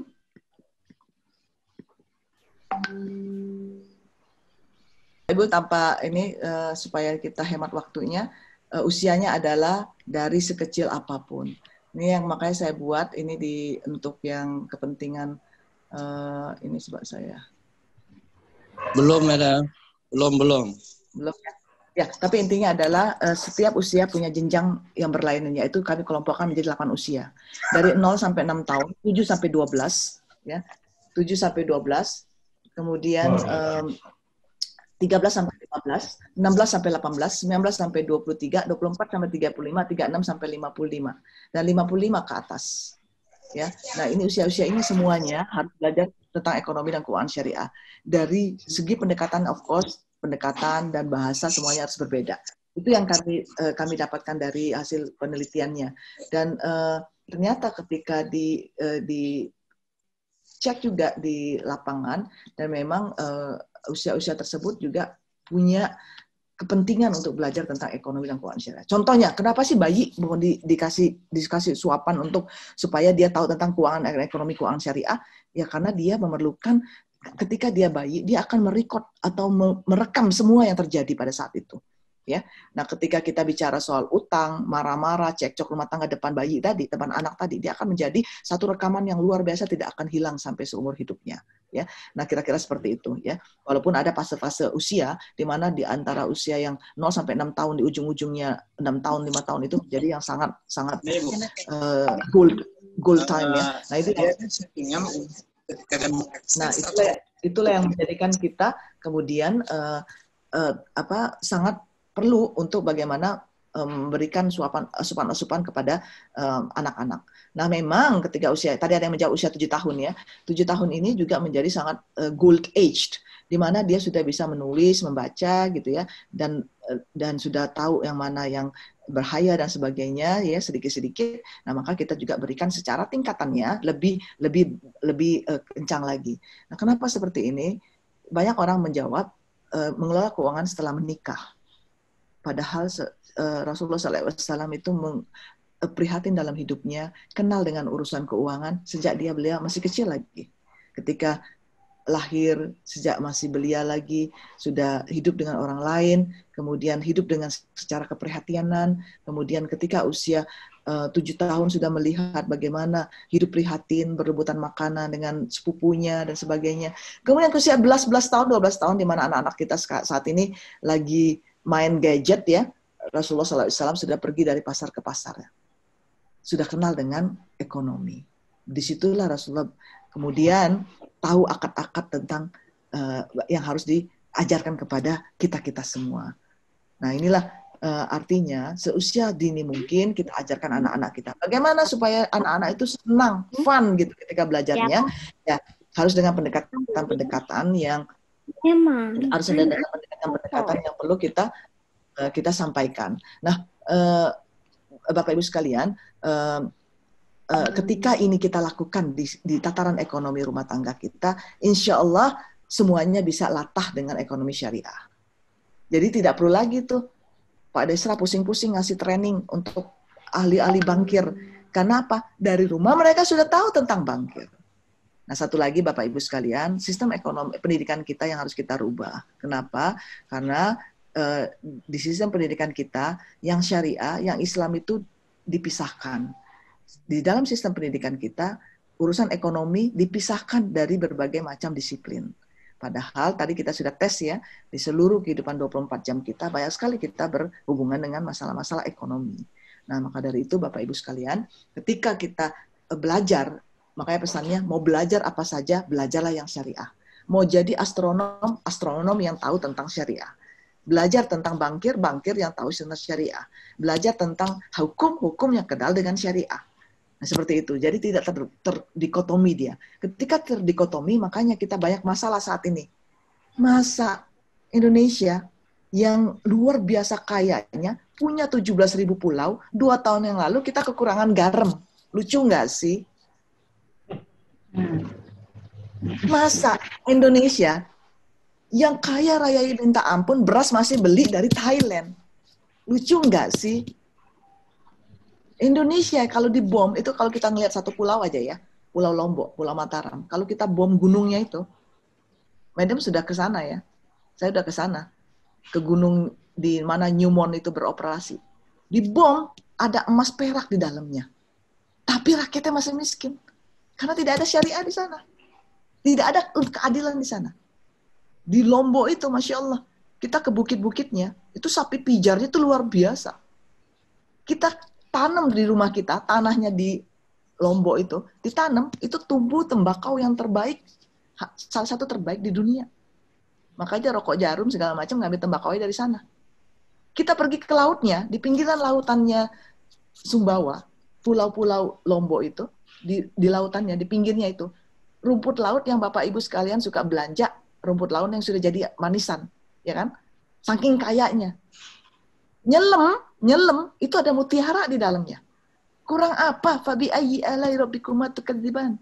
Tapi kenapa rakyatnya banyak jadi pembantu di Saudi, jadi mutawif yang dipekerjakan oleh Pak Prana. Jadi pembantu, jadi mutawif di Saudi, di Mekah, di Madinah. Anak buahnya Koko Prana. Padahal negerinya kaya raya, Gebah Ripa Lojenawi. Nah, jadi ada masalah di situ karena tidak ada syariah di sana. Maka dari itu kita tegakkan syariah bukan hanya duduk di majelis, tetapi ada di ruang keluarga kita. Jadi si Unyil, si Cupris, ketika Bapak Ibu sekalian pulang dari majelis ini, disampaikan tentang pesan-pesan tadi. Paling tidak masalah tentang harta waris. Anakku, anak-anak ayah kan ada 3 nih. 2 perempuan, 1 laki-laki. Nanti yang laki-laki, kamu dapat 2 waris ayah. Anak perempuan dapat 1 bagian. Kok gitu sih? Nggak adil banget. Nggak apa-apa. Bagusan dia nanya sekarang daripada nanti nanya setelah bapak meninggal. Nah, terus istri juga harus tahu. Kamu istri, sekarang kamu tahu. Aku kan punya 2 istri, 3 istri. Bagian kamu 1/8. Kamu tahu kan 1/8 ini dibagi 3 nanti. Jadi bukan kamu nggak dapat 1/8.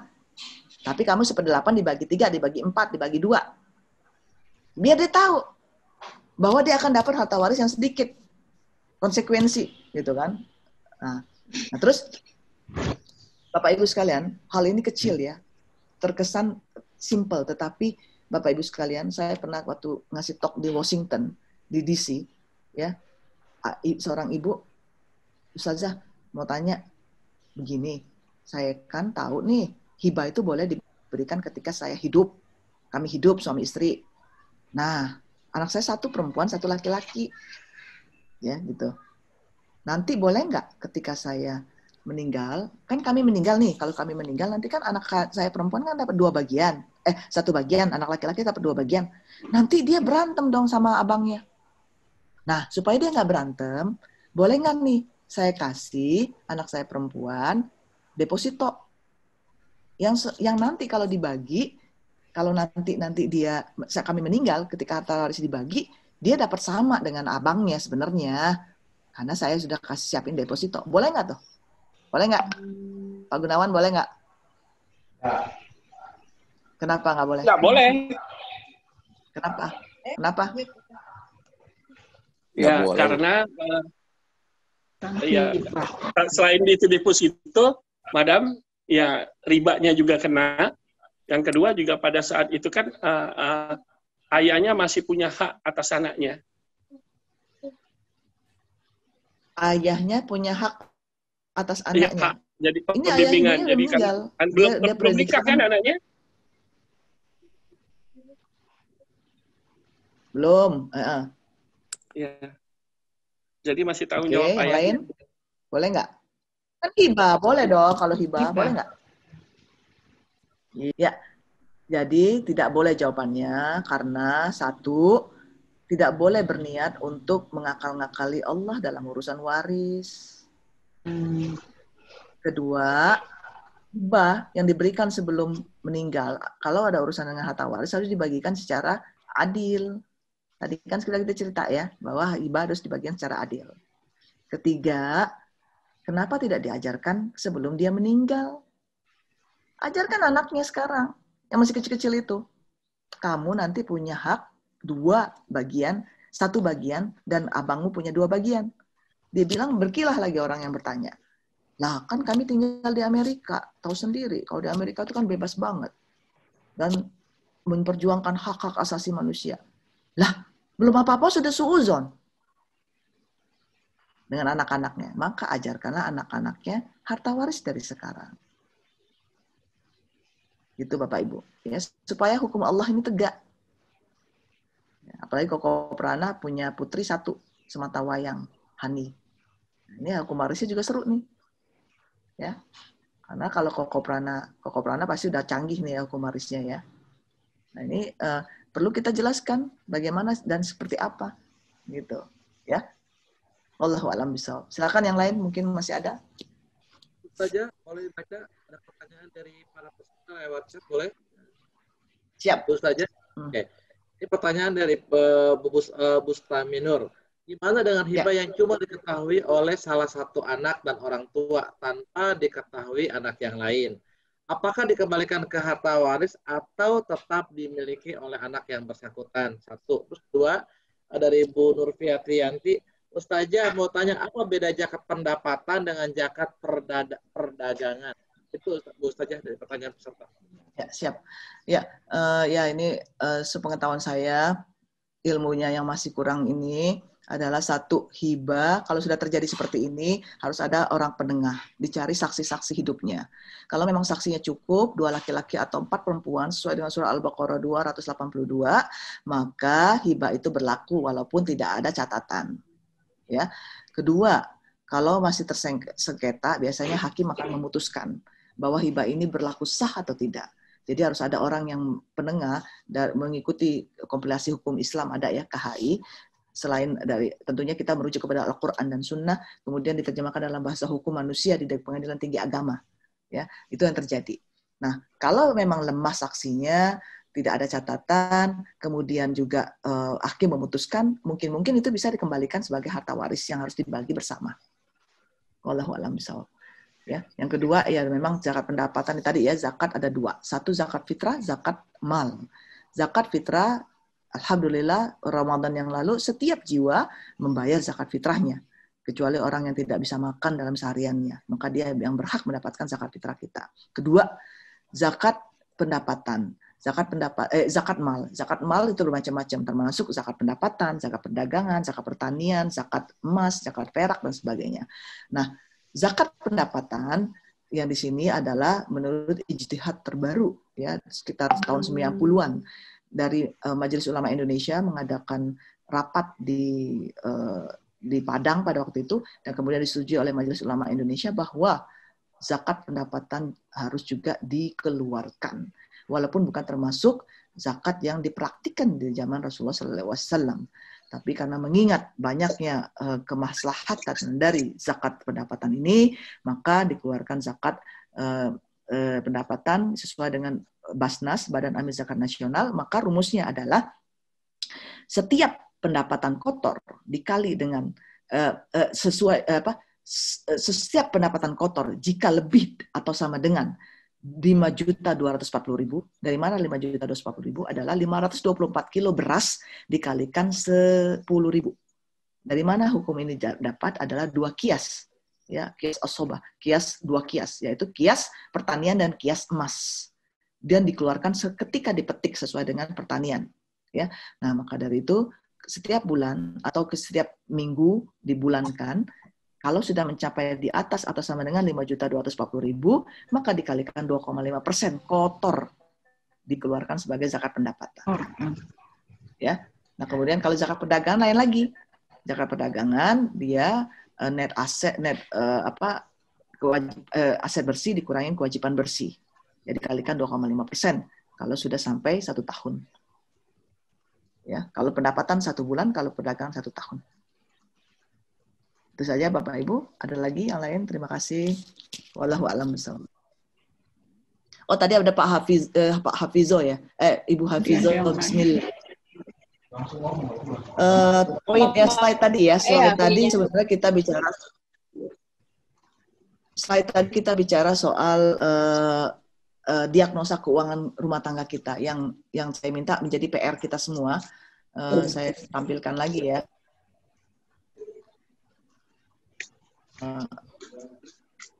PR kita semua tadi, nah ini dia, oke, ini ya yang tadi yang menanyakan. Jadi kalau dalam bentuk Excel nanti sebenarnya simple aja Bapak Ibu. Ada sih kalau mau bentuk Excel nanti dibuat aja sendiri, ya.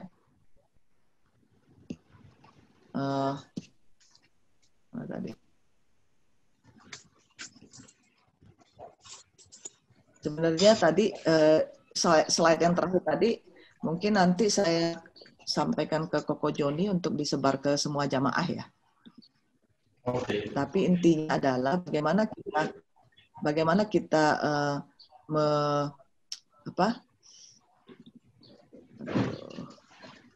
ini lagi kurang stabil nih jaringan saya untuk menunjukkan slide lagi. Tapi intinya adalah bagaimana supaya kita bisa mendiagnosa keuangan kita dan kita bisa mengetahui apa saja yang perlu kita.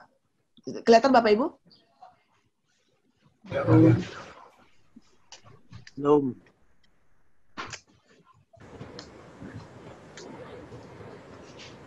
Ini ya yang tadi sudah diinikan. Nah, sudah kelihatan? Cici? Cici Lucy udah kelihatan? Belum. Belum kelihatan. Kelihatan? Belum. Pak Desra kelihatan? Belum Ustazah. Belum kelihatan Ustazah. Yang kelihatan apa? Kosong. Has started aja, belum. Has started baru mau mulai, tapi belum muncul. Ya, belum kelihatan, Madam. Has started Masih sharing. Nah, udah kelihatan. Udah ya. Oke. Nah, Bapak Ibu sekalian, ini tadi kita satu ini ya, jangan sampai. Nah, coba lihat. Ini lain ya. Oh ya, ini yang tadi ya. Nah, sekarang saya tunjukin yang satu lagi. Bapak Ibu sekalian, ini terlihat simple. Semua orang pasti ngatain, ini mah udah biasa gue buat gitu ya. Mungkin ya. Namun Bapak Ibu sekalian, kita lihat dari kacamata pandangan syariah. Satu, kalau keluarga seperti ini kita doakan semua jamaah yang ada di Masjid Nurul Hidayah punya keuangan yang lebih baik dan jauh dari keuangan yang seperti ini. Kenapa? Satu, di dalam keuangan yang dialami oleh Pak Cokro dan Ibu Acin ini ya, kira-kira ya, suami istri ini, dia banyak utang konsumtif. Ya, coba bayangkan kredit barang dapur, sampai sekolah anak pun dia hutang. Dan dia punya kewajiban yang di luar kemampuan dia. Ya, rumah, kendaraan dipaksain banget gitu. Uang daruratnya cuma ada 2 juta. Uang untuk jaga-jaganya. Ya. Nah, biasanya yang begini itu banyak cekcok rumah tangga biasanya, ya. Nah, supaya kita bisa bermuhasabah, kita bisa lebih baik dari sini, pertama adalah satu, istighfar, taubat. Ya Allah, Allahumma inni na'udzubika minal hammi wal hazan wa na'udzubika minal ajzi wal kasal wa na'udzubika minal jubni wal bukhl wa na'udzubika minal ghalabati daini wa qahri rijal. Diaminkan semuanya? Semoga kita, ya Allah, jauhkan aku dari sifat dengki, emosi, marah, ketus, kesel. Jauhkan aku dari ghalabatid dain, hutang yang berkeliling pinggang. Jauhkan ya Allah. Jauhkan ya Allah. Kita doa, istighfar, taubat, doa. Jauhkan kami dari perbuatan orang jahat ya Allah. Jauhkan ya Allah. Coba kalau pagi dan petang ayat doa ini kita panjatkan, insya Allah didengar oleh Allah. Apalagi dibarengi istighfar, taubat. Ya, karena keadaan rumah tangga seperti ini luar biasa ini. Ya, utangnya banyak berkeliling pinggang, konsumsinya banyak, dan tidak nanggung-nanggung utangnya, kemudian uang yang di tangan juga tidak mencukupi kehidupan yang sebulan-bulan, gitu kan? Nah, maka dari itu pertama. Kedua, kita kelihatan di sini kewajibannya di mana nih? Riba enggak nih? Nah, kalau sudah tahu bukan di lembaga keuangan syariah, dipindahkan ke keuangan syariah. Ya, syaratnya kalau rumah dia sudah keluar sertifikatnya, kalau tidak boleh take over. Ya, kendaraan jelas di mana dan sebagainya diperiksa oleh lembaga keuangan syariah yang mau memindahkannya, menerima pembiayaannya. Jadi dipindahkan dari kredit ke pembiayaan. Kemudian ada yang bisa jual supaya hutangnya tidak banyak. Diturunkan gaya hidupnya. Yang tadi gaya gitu kan, nggak mau kalah sama tetangga, diturunkan gaya hidupnya. Yang banyak masalah adalah gaya hidup. Kita pengen seperti orang lain, pengen gaya, pengen dipuji, makanya maksain. Banyak banget keluarga Indonesia seperti itu. Banyak banget keluarga Muslim seperti itu. Kemudian kita tahu setelah pandemi ini, dalam pandemi ini kita ngerasa banget gitu kan. Ekonomi kita terancam. Artinya ke depannya harus kita pastikan ada uang darurat atau uang jaga-jaga, uang antisipasi, uang emergensi. ada di satu bank ya yang kita tidak kutak-atik. Kalau ada masalah di PHK, bisa kita menjalani kehidupan seperti biasa walaupun harus tetap ikat pinggang. Ya, Bapak Ibu sekalian, coba bisa nggak kita ada lagi yang utang dengan KTA, utang fintech luar biasa. Maka dari itu Bapak Ibu sekalian, saya sangat berharap kalau program dakwah-dakwah seperti ini kita tulis di medsos kita. Di medsos kita biasa tunjukin sepeda Brompton, kita tunjukin kita tunjukin makanan kita, tapi kita tidak tunjukkan ayat-ayat pengingat, kita tidak tunjukkan pesan-pesan pengingat. Sedangkan anak-anak kita mengkonsumsi apa aja yang ada di Instagram, apa aja yang di media sosial, mentah-mentah. Karena apa? Dakwah kita kurang. Saya pernah jadi viral dengan Ustadz Abdul Somad, yang saat itu saya senangnya bukan karena saya mendadak jadi terkenal, tetapi pesan yang saya bawa pada saat itu adalah tentang fintech bodong. Ini Pak Gunawan ini ahli fintech syariah. Jadi Bapak Ibu sekalian silakan berguru dengan beliau. Ya, fintech syariah, fintech bodong gitu ya. Nah, fintech bodong ini menjerat luar biasa. Kita ada fintechnya cuma ada 156 sampai hari ini. Yang syariahnya cuma 11 yang P2P lending, yang bisa meminjamkan secara syariah. Cuma 11. Tapi yang bohong, yang bodong itu 1.500 Pak Desra. Yang datang ke Indonesia itu 1.500 fintech bodong. Makanya banyak tukang ojek, banyak orang-orang miskin kebohong. Kenapa? Kredit tanpa agunan.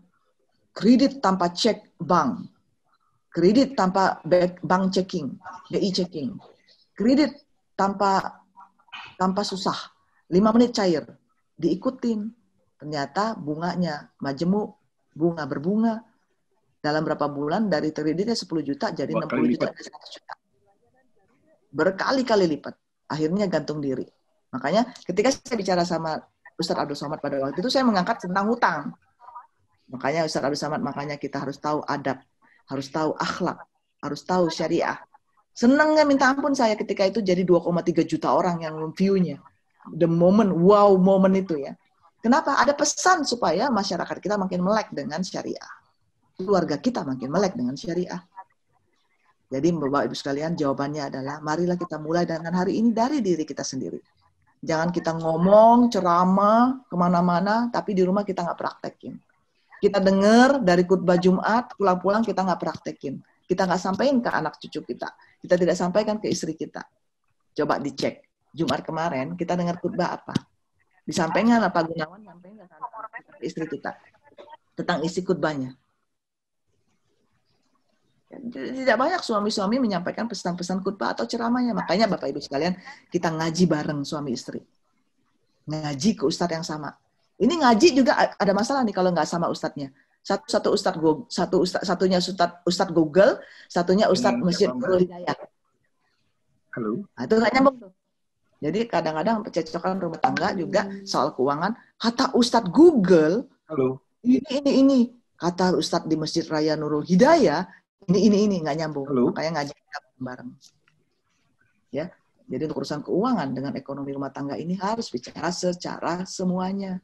Termasuk ketika... Halo, Kok, apa? Mau bicara?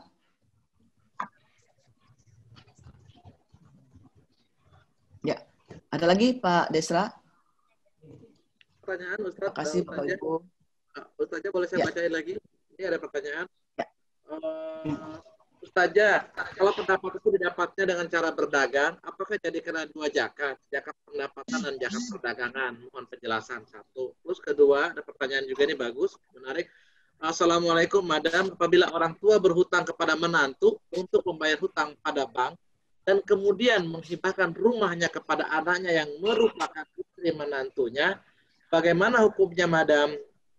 Kalau tidak boleh, apakah rumah itu tetap dihitung waris? Apakah bisa dibagi rata saja antara keluarga? Ayahnya sudah meninggal, ibunya masih ada. Terima kasih, Madam. Jadi mantunya yang bayar hutang kepada bank. Demikian saja. Ya, terima kasih. Ya, kalau pendapatan itu didapat cara berdagang, maka zakatnya hanya dari zakat perdagangan.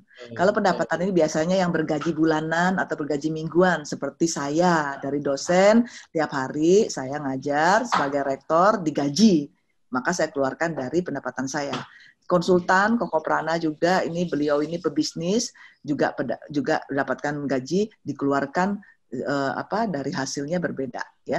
Jadi kalau semuanya sifat pendapatan dikeluarkan saja secara pendapatan. Saya juga berbisnis. Mbak Fitri, ada toko untuk anak-anak. Kenapa? Saya ingin anak-anak saya belajar ekonomi syariah. Maka kita buat bisnis kecil-kecilan. Dari sejak usia 7 tahun sudah dikenalkan dengan bisnis anak-anak. Suatu saat nanti saya ingin kita adakan di Masjid Raya Nurul Hidayah, ya, Ko Joni, untuk pelatihan bisnis secara syariah untuk anak-anak. Ya, mudah-mudahan ini bisa bagaimana cara mengenalkan ekonomi syariah, akad-akad syariah untuk anak-anak kita, ya. Jadi nggak usah perlu kuliah di Tazkiyah baru belajar tentang akad mudharabah, musyarakah, murabahah. Bisa dengan pembiasaan dari kecil. Ya. Nah, ketika bisnis saya mengalami untung, saya keluarkan 2,5%. Tapi kalau tidak untung, saya selalu bilang untuk mengeluarkan infaknya 10%. Nah, itu lain, ya, Mbak Fitri. Nah, kemudian Mbak siapa ya tadi? Oh, oke. Mbak Fitri ya, Mbak Yanti ya. Terus Yanti. Iya. Nah, itu ya. Terima kasih Mbak Fitri. Terus kalau Mbak Siti Fatimah, waalaikumsalam warahmatullahi wabarakatuh. Orang tua berhutang kepada menantu untuk membayar hutang pada bank, kemudian menghibahkan. Ini ribet banget ya. Rumahnya kepada anak yang merupakan istri menantunya. Jadi yang bayarnya laki-laki, menantu laki-laki. Jadi itu berputar-putar hartanya ya, sebenarnya balik-balik lagi ke anaknya ya. Jadi menantu ngasih mertua pinjaman untuk memberikan harta kepada istri dari menantu itu. Ya kan, Pak Desra? Bukan, Ustazah. Jadi saya nih sebagai suami membayarkan hutang mertua saya. Ya. Nah, oleh mertua saya rumahnya itu dihibahkan ke saya gitu kan. Bahkan ke istrinya. Pada istrinya, pada Desra, kepada anaknya, anak kandungnya. Pada istri, pada anaknya, ya bukan pada saya, pada anaknya maksudnya. Apakah itu boleh? Kalau nggak boleh, apakah boleh dihitung sebagai waris? Itu pertanyaannya. Ya, kalau soal muamalah itu berlaku ya, boleh saja ya. Jadi seorang menantu membayarkan kepada mertua, menghutangkan katakanlah 100 juta, ibu mertua, ini uang saya 100 juta. Kemudian ibu mertua membelikan rumah, dikasihkan ke anaknya, anak kandungnya. Nah, apa yang terjadi adalah mertua ketika meninggal dunia, itu hutang 100 juta itu harus dibayar, dikeluarkan dari harta mertua. Ya, sebelum dibagikan warisnya.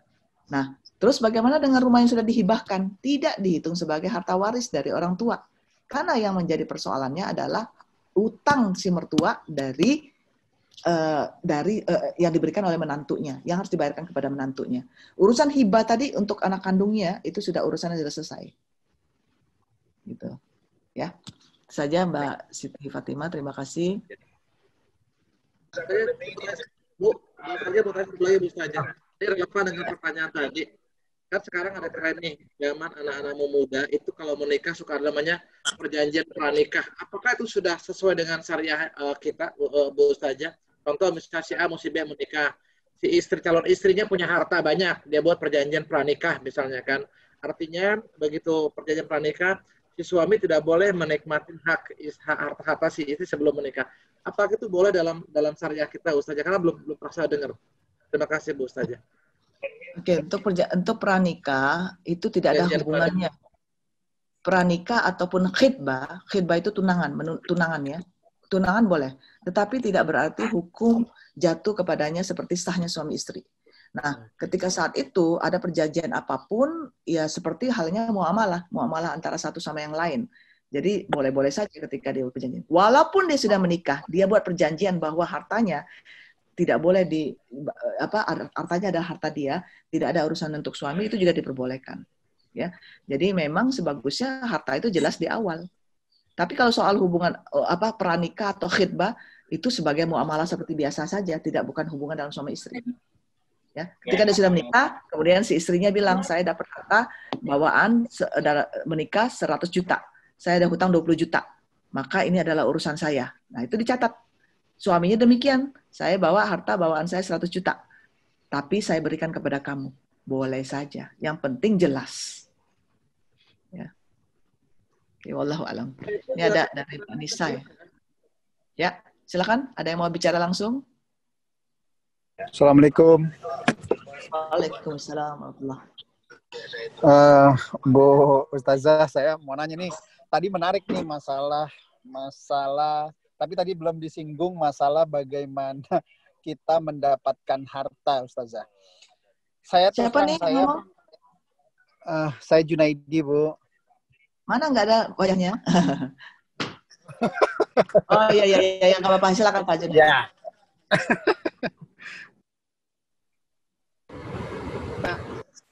Saya banyak memperhatikan ya Bu ya, dalam hal kita berusaha mendapatkan rezeki, apalagi berdagang ya Bu ya, itu sering sekali kita tuh tidak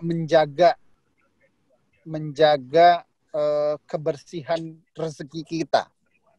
Mohon maaf, dalam berdagang itu saya sering sekali orang membumbuinya itu dengan dalam tanda kutip kebohongan. Ini juga kalau menurut saya juga penting untuk kita juga mengingatkan barangkali diri kita sendiri, terutama mengingatkan teman-teman, mengingatkan keluarga untuk menjaga sumber-sumber rezeki itu jangan juga dikotori dengan hal-hal yang tidak bagus kalau menurut saya. Saya mungkin ilmu saya mengenai agama kurang sekali ya Bu ya. Nah terus kemudian masalah tadi fintech tadi, memang ini jadi masalah karena masalahnya lebih dari, kalau pengalaman saya pribadi, kalau angka kemiskinan kan kita tidak sampai 2 digit ya Bu ya sekarang ini kalau dari data pemerintah, tapi di sisi keseharian kalau menurut saya tingkat kemiskinannya lebih daripada itu. Dan banyak sekali ya, mohon maaf, tukang-tukang dagang yang di pinggir-pinggir jalan itu dia pakai Bu tetap biar bagaimana urusan pinjam meminjam itu, entah itu pakai lembaga fintech itu atau yang tukang kredit keliling Bu. Nah itu juga kalau menurut saya ini PR banget nih buat kita semua barangkali untuk membantu. Tapi juga barangkali saya menurut ini kan Ibu aksesnya lebih banyak nih daripada kita. Akses baik itu akses ilmu maupun akses mungkin bisa menyentuh kebijakan-kebijakan gitu kan dengan link yang kita punya masing-masing. Nah ini kan saya lihat banyak sekali, apalagi Ibu tadi sebutkan ada 1.500 yang fintech bodong tadi ya. Saya terus terang saya agak melihatnya ngeri sekali nih dengan regulasi dan tatanan hukum yang ada di kita. Kita itu sebegitu mudahnya pemerintah kita atau regulator kita tuh menutup mata dengan hal-hal seperti ini gitu. Menurut Ibu gimana menurut Ibu? Terima kasih. Assalamualaikum. Assalamualaikum warahmatullahi wabarakatuh. Terima kasih Pak Junaidi atas pertanyaannya dan juga sharingnya yang terus juga mendidik saya, mengedukasi saya untuk lebih banyak lagi berdakwah dalam hal keuangan keluarga ini. Pertama adalah bagaimana supaya kita juga fintech dulu ya. Fintech saya itu alhamdulillah ditunjuk sebagai pembina Asosiasi Fintech Syariah di Indonesia. Nah, baru ada 11 yang terdaftar di P2P, walaupun ada beberapa yang sudah terdaftar di IKD, namun dari segi regulasi memang masih belum semuanya mendapatkan kesempatan. Namun dengan pandemi ini, banyak sekali acara-acara di webinar yang bicara soal fintech syariah. Di Tazkiyah sendiri sudah ada pusat fintech syariah yang juga mengadakan edukasi kepada masyarakat. Dan juga OJK, kalau Bapak Ibu sekalian tahu ada permasalahan itu di jamaah kita, maka disuruh telepon 157 ya, 157. untuk melaporkan apapun yang dicurigai tentang satu perusahaan yang ngaku memberikan kredit pinjaman fintech dan sebagainya, dan itu disampaikan. Pertama, kita harus berikan edukasi kepada masyarakat semampu kita melalui masjid. Contohnya satu, sampaikan kepada jamaah kita kalau ada iming-iming pinjaman yang mudah curigai. Ya, nggak ada jaminan, 5 menit cair, itu curigai. Kedua, kalau ada yang mengiming-imingkan adanya investasi nanti umroh tahun akhir tahun, itu juga dicurigai. Investasi 10 juta, nanti dijanjiin umroh yang harganya 20 juta sama Koprana, itu 20 juta juga nggak ditolak sama Koprana. Ya, mana Koprana tadi? Koprana itu naripin umrohnya 25 juta ya. Nah, jadi juga itu dicurigai. Ya. Ketiga, kalau iming-imingnya dia bilang, minta dong seluruh kontak kamu bagi ke saya, itu juga dicurigai. Ya. Nah, kemudian foto dong kamu, coba buka bajunya, foto untuk jadi jaminan, itu juga dicurigai. Jadi dijanjikan, ini serem Pak Junaidi, serem banget ya, serem banget.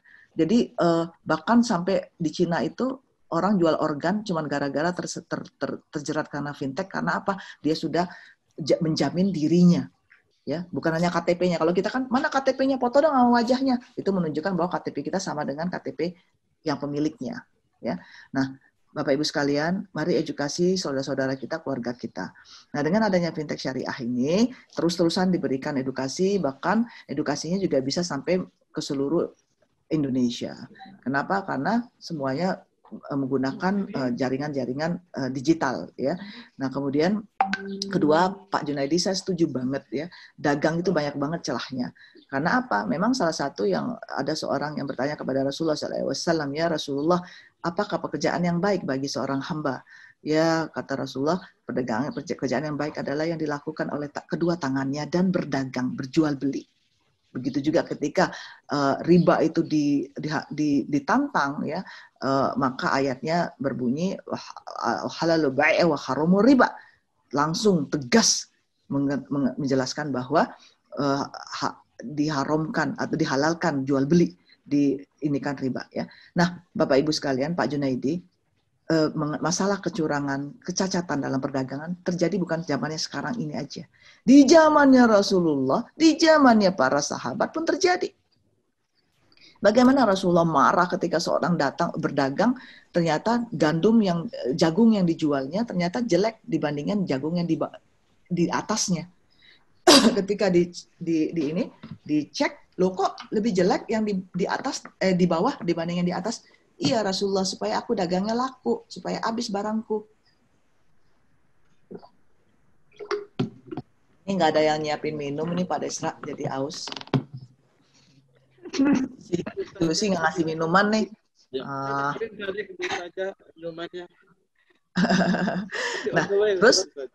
terus ketika di zaman Sayyidina Umar, seorang ibu berantem sama anaknya. Kenapa? Ibu, jangan campur susu sama air, jangan. Kamu tahu apa sih? Ini kan di rumah kita. Kan besok kita baru mau dagang. Jangan Ibu, karena nanti ini menyalahi. Kan ajaran Rasulullah tidak seperti itu. Tidak boleh kita mencampurkan air susu murni dengan air. Nanti besok kita dagang, kita sebut ini air susu murni. Nggak boleh. Kamu tahu apa sih? Ketika itu Sayyidina Umar sedang istirahat di depan rumah dia. Kaget Sayyidina Umar. Wah, mulia sekali akhlaknya anak ini. Tok tok tok. Assalamualaikum, kata Sayyidina Umar. Dia bawa besoknya ya datang dengan putranya. Ya, putranya datang. Assalamualaikum. Ibunya ketakutan. Mau nyari siapa? Mohon maaf, ampun, saya nggak jual susu campur air katanya. Tidak, saya pengen lihat anak kamu. Anakku, kamu dipanggil Sayyidina Umar. Sayyidina Umar, ada apa? Tertunduk dia. Minta ampun, saya pengen tahu anak yang berbudi mulia itu, yang berakhlak mulia itu dalam berdagang. Siapakah dia? Anakku, anak kandungku. Hai anakku, kata Sayyidina Umar, mau nggak kamu menikah dengan anak gadis ini? Anak gadis juga ditanyain, hai anak gadis, mau nggak kamu menikahi anakku? Kenapa sih? Karena kejujurannya. Dan anak dari dia, keturunan dari suami istri tadi, putra-putrinya atau cucu-cucunya Sayyidina Umar adalah Umar bin Abdul Aziz. jadi seorang gubernur ketika beberapa tahun kemudian karena dididik oleh seorang ibu ya, dan kemudian menjadi seorang gubernur yang pada saat itu berhasil memberantas kemiskinan di daerahnya sampai dia harus mencari orang miskin di luar dari daerah kuasaannya. Jadi luar biasa, seorang yang ibu yang jujur bisa melahirkan anak-anak yang luar biasa akhlaknya, kekuatannya. Inilah generasi-generasi muda yang kita harus bentuk, Bapak Ibu sekalian, melalui akhlak, melalui adab. Ya. Jadi betul sekali Pak Junaidi, banyak sekali celah-celah. Bahkan saya ini pedagang bakso ya sejak di Inggris. Saya sampaikan ke anak saya, kita mau taruh apa aja nih bakso bisa. Kita buat aja kita bilang aja baksonya halal. Karena saya tahu banget gimana cara ngebuat bakso yang murah yang bisa dijual mahal. Ya kan? Tapi apakah akhlak seperti itu bagi seorang pedagang muslim? Enggak kan? Kita tak percaya bahwa ada 7 prinsip pendapatan. Ya, pertama niat kita untuk berdagang itu apa? Nah, di buku kuning itu ya, di Koko Joni nanti mesannya. Kedua, kita ngeluh dagangnya nggak laku. Sudah dimulai dengan pagi hari nggak? Sudah mulai nggak dengan pada pagi hari?